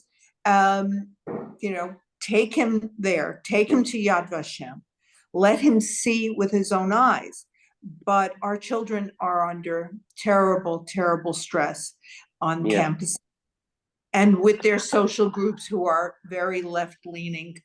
Yeah, sadly, thank you, Rena. I mean, I took him to Israel prior to his bar mitzvah, and he's traveled to Israel on his own and went to the West Bank and kind of found his own way to, he said he's attended rallies for pro-Palestinian causes, which All right. shocked me so he's his own person, he's an adult. Yes. He's not a child any longer. Okay. So that's a challenge for you. You may have to Exactly. accept that. And as someone said, listen. I do. I love my son. I just don't accept the fact that I accept him as an individual. I love him with all my heart. But as I said, my values are very deep and clear to me. I just may not have expressed them as I should have or could have at the right time. But he's made his own choices, and I just need to be more clear about where I'm coming from. And hopefully he's a very bright kid. He's a young man. And so I hope that, I don't know, Baruch Hashem, he will take all of this in, and he will come to some new realization that his Jewish identity, that he's rejected, is important to him at some point in the future. All right. And unfortunately, others may make it important. I mean, there were many Jews in Germany who said they were Germans first and Jews second, and the Nazis didn't feel that way. So Gabby, Exactly. Gabby, you raised your hand. No, it's not. So you can unmute yourself. I'm not going to let you off the hook. Oh. Well, we kind of moved on from what I had a comment about. I wanted to include your comment. Well, first of all, I'm one of those Washingtonians. I'm on the west side of Washington, just above Portland, Oregon. And I went on a school trip with my son when he was in elementary school, and had the shock of my life at the Laluska Native American tribal house. They have all kinds of very beautifully woven, very old baskets. And one of them, all the way around the basket, are swastikas. And it was just, like everybody said, it was like a dagger in my heart when I saw it. And they explained the same, that it, to the Native Americans, it was a good luck symbol. And you just have to accept it, I guess. Can you tell us a little bit about your background? I've lived up here in Washington the past 22 years or so. I'm originally a refugee from communist Romania. Came in 1964. My father was a Holocaust survivor. The rest of the family, my grandparents and my brother, were victims of the Holocaust. But luckily, because we were in actually Hungary, which then became Romania, we didn't get involved till 1944, when the Nazis marched into Hungary. So more of my family survived than most. And but they're all here now. I have no more family in Europe. That my mother was not Jewish, which obviously doesn't really make me Jewish either, by Jewish law, but I was brought up Jewish. As long as my father was alive, I was brought up Jewish. Okay, Gabby, it was a pleasure hearing from you. Thank you for coming. I hope you'll join us again. And I know Lynne is raising her hand. Do you have a comment for Gabby? You have to unmute yourself, please. And I know you're there, Ruth, so hang on for a minute. Okay, so I'm going to speak to Hillel directly, who's my cousin, and part of our family history is the trauma and the Holocaust and the pogroms in Lithuania. And I don't know what happened exactly with your son, but I just want to say, Hillel, I know you speak up. I know you went to get your Lithuanian passport and you spoke for the people that were missing very gently with the ambassador and said, we're missing some of our family. I want to offer another idea that I think Jacob is traumatized, and his trauma is unacknowledged. It's in there, even though he's shifted to another place. That's my thought. I think that is happening. We're not acknowledging it, that there is the unacknowledged trauma. And it may have shifted, but I think you speaking to him about our family, our history, and how it hurts you, just on an emotional level, not an intellectual level, will help. Thank you. Okay, Ruth, do you wanted to, then I'll get. Well, I just wanted to address that feeling of empathy for the Palestinians who are really caught in a terrible trap. Having been there, I just turned 90, so I remember the speeches. I remember the speeches of the Grand Mufti of Jerusalem and what exactly happened to those Palestinians, which are really not Palestinians at all. They're just Arabs who live there, who should have been absorbed in all of those huge countries around them. But they're pawns in a chess game to get rid of Israel. And yes, they're caught in a trap in between. And those boys that are out there throwing rocks and talking about an occupation, which there isn't really an occupation, there is some really serious history out there that nobody or a lot of people do not know. I mean, I remember it, but there isn't really a lot of it written about exactly what happened to these people. And they are the victims of terrible leadership on top of that. They're caught in a trap. And that doesn't make them any less vicious, of course. But the thing is that there are young people that only see the underdog side of this. And you can't really turn them around.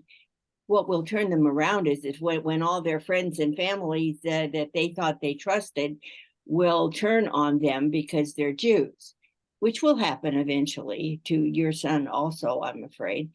There's no way out of it. Eventually, they're Jews, and someone will remind them of that and will, bring them back to at least their senses. But in the meantime, there's a large group of them out there that just don't know their history. So we just have to be patient with them. For those in the group who know Ruth and those who do not, Ruth walks the walk and talks the talk. And she's a multi-book author. And if you don't mind, if you could put some of your books in the chat so people who would understand where your point of view is through your authorship. Now I'm going to go to also, Jeffrey, Ruth, don't you lecture in high schools? Aren't you a guest speaker? Well, I've been speaking for about 50 some years about my situation, which was from Austria. And our situation was unique in the fact that it wasn't a foreign army that walked in. It was our friends and neighbors that we woke up one morning from one day to the next who were now our enemies. And that is my experience. People we trusted and loved, and suddenly they wanted to kill us. And they were vicious. The Austrians were very anti-Semitic. However, as I mentioned before, any of those who survived that situation had the help of some Gentile person who did not believe in the Nazi theories. There were just enough of them, so a handful of us survived to tell the story. Not enough of them, of course, but there were. And even people that lived in my aunt and my father and my uncles all lived through concentration camps. And they did that because of some person that gave them a piece of bread, a lump of sugar. Somewhere they were able to survive one more day because of a Gentile person. So I'm very grateful to them, and I don't want to put everybody in the same book, but the majority's out there, and eventually they will turn on you. Someone will turn on you if you're Jewish and you live in a society like in the Northwest. There aren't that many Jews. So a lot of us, and I grew up in towns where I was the only Jewish person in the school. I went to 14 different schools, and I was the only Jewish person in most of them. So eventually, when they found out I was Jewish, I was either teased or actually physically beaten up. And this was in the 40s and 50s in the United States. So they're out there, and they've been unleashed, and we need to be very aware that they're out there. Thanks, Ruth. Rena, I'm sorry, I have to break in. I have to leave. Okay. But I have a commitment, believe it or not. I want to thank everyone. This was wonderful. And it was wonderful meeting you all and hearing your stories, Ruth. You're amazing. So I'm going to sign off now. Stay safe. Thank you. Thank you. Thank you. I'm going to go. Well, be safe. Thank you. Ellen, can you unmute yourself and join the discussion? Thank you. And tell us a little bit about who you are, your background, where you are.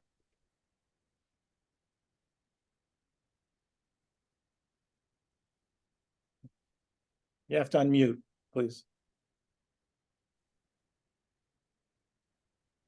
Sorry about that. I couldn't get it to work. I'm in England. I managed to have 3 Holocaust survivor parents. My father came from Vienna on an agricultural program. My mother came on the kinder transport. She died when I was very young, and my dad married another survivor who'd come on a domestic visa. So I've lived it all my life. It's in my blood and in my cells. I wanted to talk about the silence that that I've experienced, and I'm sure many other people have experienced, from friends. I'm not talking so much about family, I don't count, but because I think it's just there whether we speak about it or not.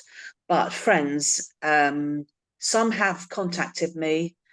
Some have contacted me after quite a gap. Others haven't contacted me at all. My eldest son, who lives in New York, he got married earlier this year, and his wife is not Jewish. Her parents are, well, her mother is the mother's family were really have like a long line of Black activists for human rights, were very close to Martin Luther King. I haven't had a single word from her, and it is really getting to me. I'm disgusted, to be quite honest. And you know, it's due. I don't intend to say anything. I don't want to say anything to her, but I just wondered what your thoughts are on that, and if other people have experienced it. But I am finding it very difficult. The silence speaks volumes. And so Dana and Lynn, how would you, as psychotherapists, any comment back to her? I would say that there are a lot of reasons why people are silent, and we can't necessarily know. I mean, to us, a silent person feels like a lack of support and a lack of caring, but that may or may not be the case. And I would say if a relationship is important to you, that you mention that to your friend and just state a fact, like, you know, like try not to be judgmental, but just state what you observe. You know, I've noticed I haven't heard from you in the past 2 weeks, and then say, and your silence is very, and then say how you feel is very upsetting to me, or feels like a lack of support to me. And then give the person a chance to say what they have to say. They can explain why they're silent. They can apologize. They can say, no, don't misconstrue my silence as lack of support. I care about you. I'm sorry you feel, you know, this is so hard for you. I would, if you care about the person, you care about the relationship, I would give their a chance for repair, a chance to communicate how you feel. And if the relationship is not important to you, or you know you're dealing with a person whose mind you will not change, then, you know, like people have said earlier today, there's no point in having an argument with someone. But to state a fact or to state how you feel is not an arguable point. You know, how you feel is how you feel. And Lynn, do you have any? Can I just say that the trouble is, this isn't a friend. I'm talking specifically about my in-laws, my mishpocha. I mean, they're in America, I'm in England. I don't know them all that well, but that we're now family. And I care about my relationship with my son. Yeah. And I don't want to put him under any more pressure. or make things even, difficult for him. So that's where the difficulty for me is. Lynn, do you have anything? You have to unmute. I agree with Dana. I think you need to say something, but just keep it open as to hear what they're feeling and what they're thinking. Because at the moment, being so activated, and I'm sure it's true in so many cases, it's anti-Semitic, they don't care. But I think if you don't know, just try to go in. In psychology, we'd learn to go into a session without memory and desire, which means without an agenda. We don't know what the person's going to say the next session. So I think it's important to just say, I haven't heard from you. It's been a difficult time for me. And wait to see what comes back. Sometimes you might get, like when someone dies, I didn't know what to say. I felt so uncomfortable. Like I didn't know how to approach this. Thank you for coming forward. And of course, we know what it is. If it's the anti-Semitic version, then you get, but we don't know, right? We don't know in your case. So Helen, I can't put the psychology hat on, but I can put my networking hat on. What is your relationship with your son?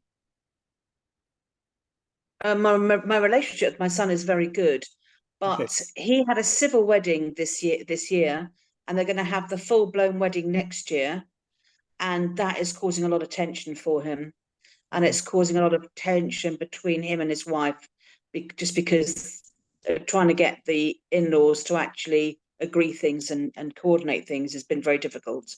So that's why I don't want to just add got more. Married in April as well, and I have no problem discussing pretty much any issue with my son. So one thing is you can take both Lynn and Dana's advice and speak to your son without your daughter-in-law knowing what you're talking about. So that is another suggestion.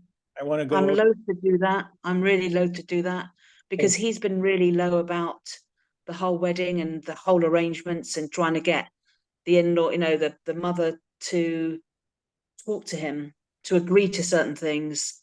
So there's all that's been going on. I'm really loath to add to his.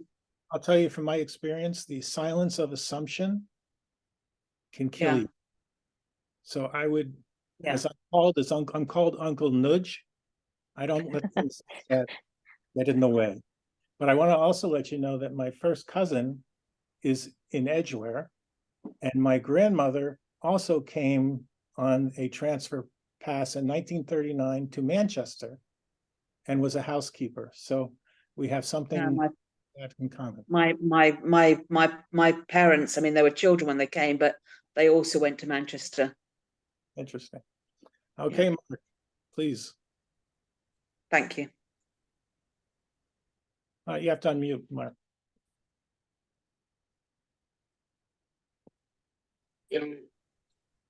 I have to say that this is such an education for me. It really is, and I appreciate so much.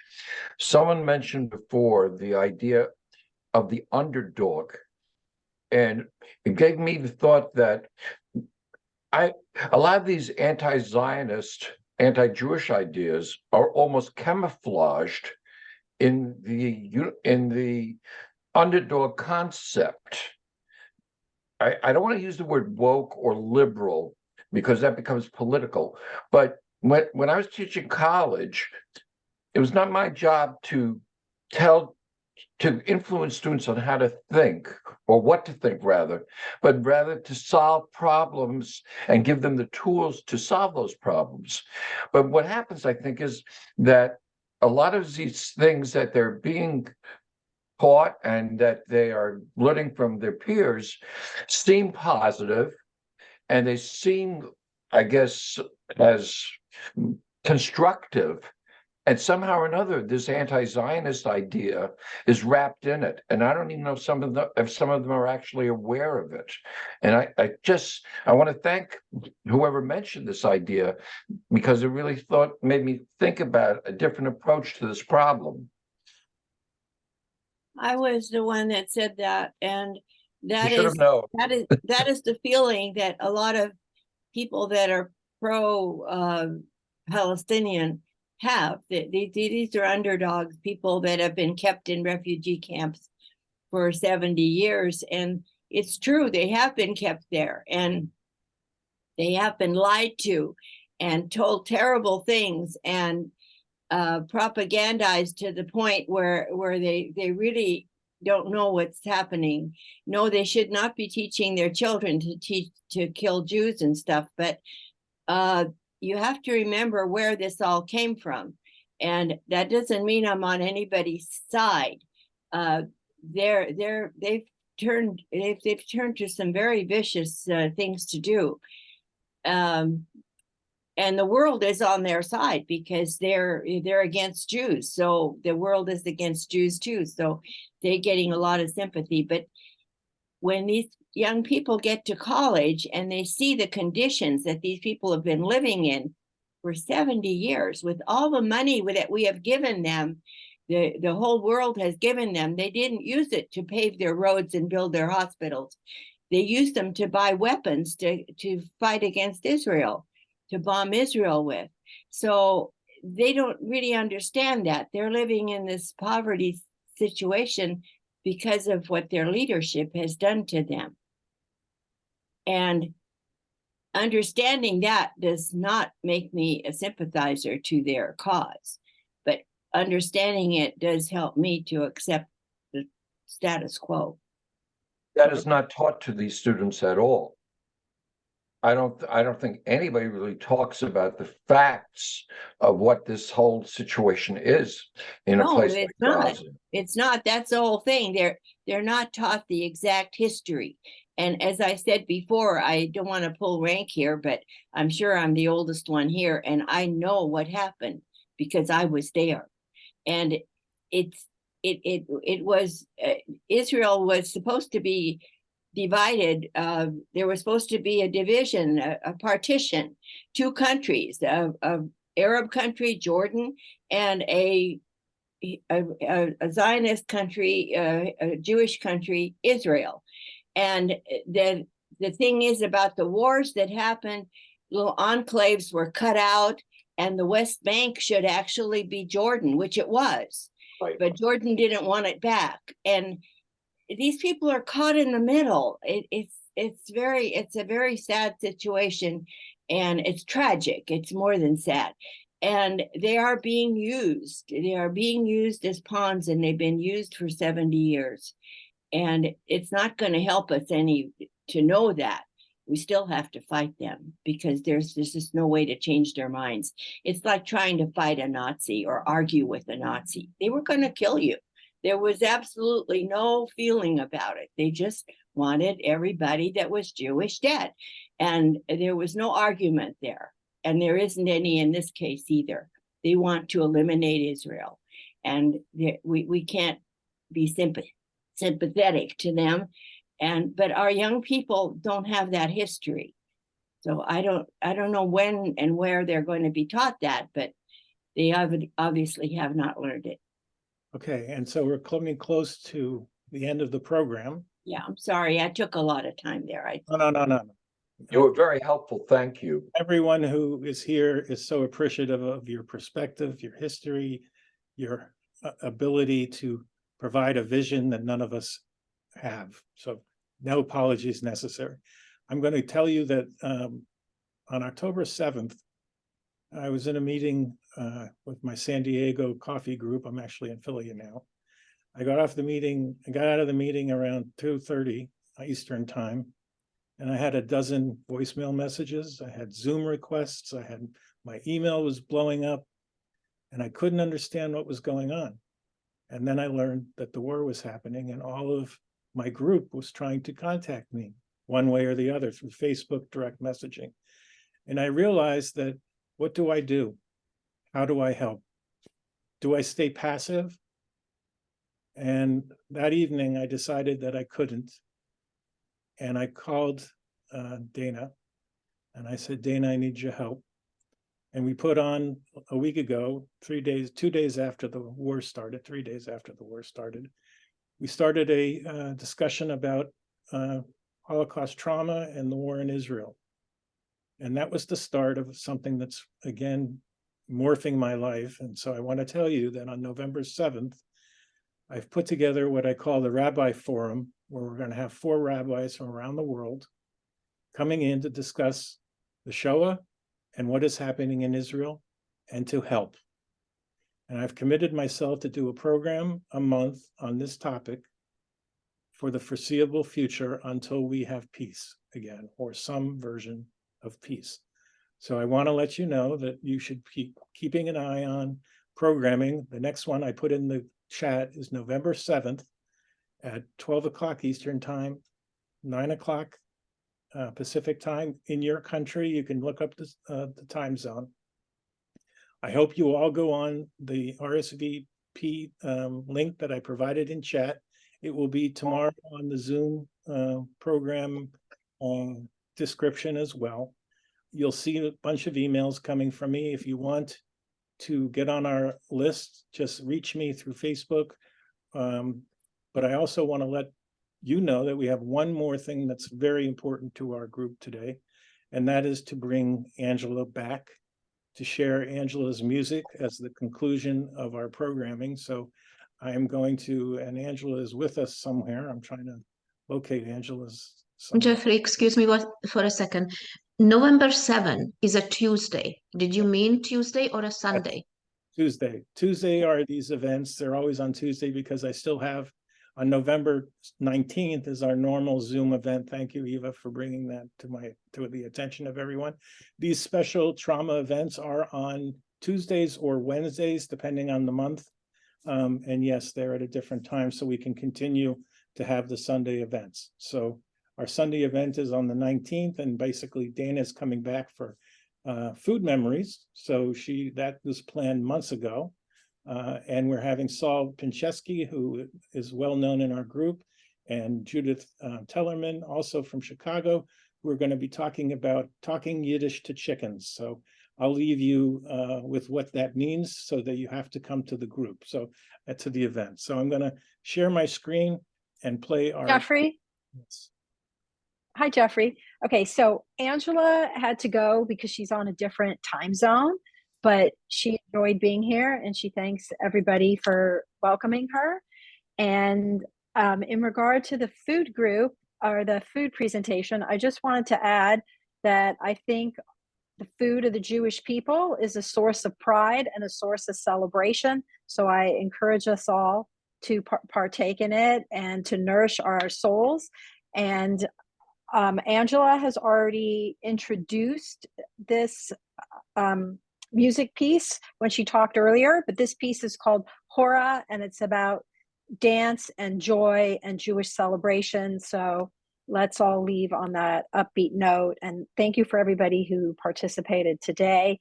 And if I could give anybody referrals to anything, please reach me at the email that's been given in the chat, and I'm happy to help direct people.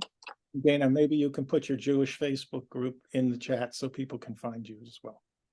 Thank you. I'll do that right now. If people want to talk about Jewish food and get recipe inspiration, here it is. Actually, it'll be coming in a second.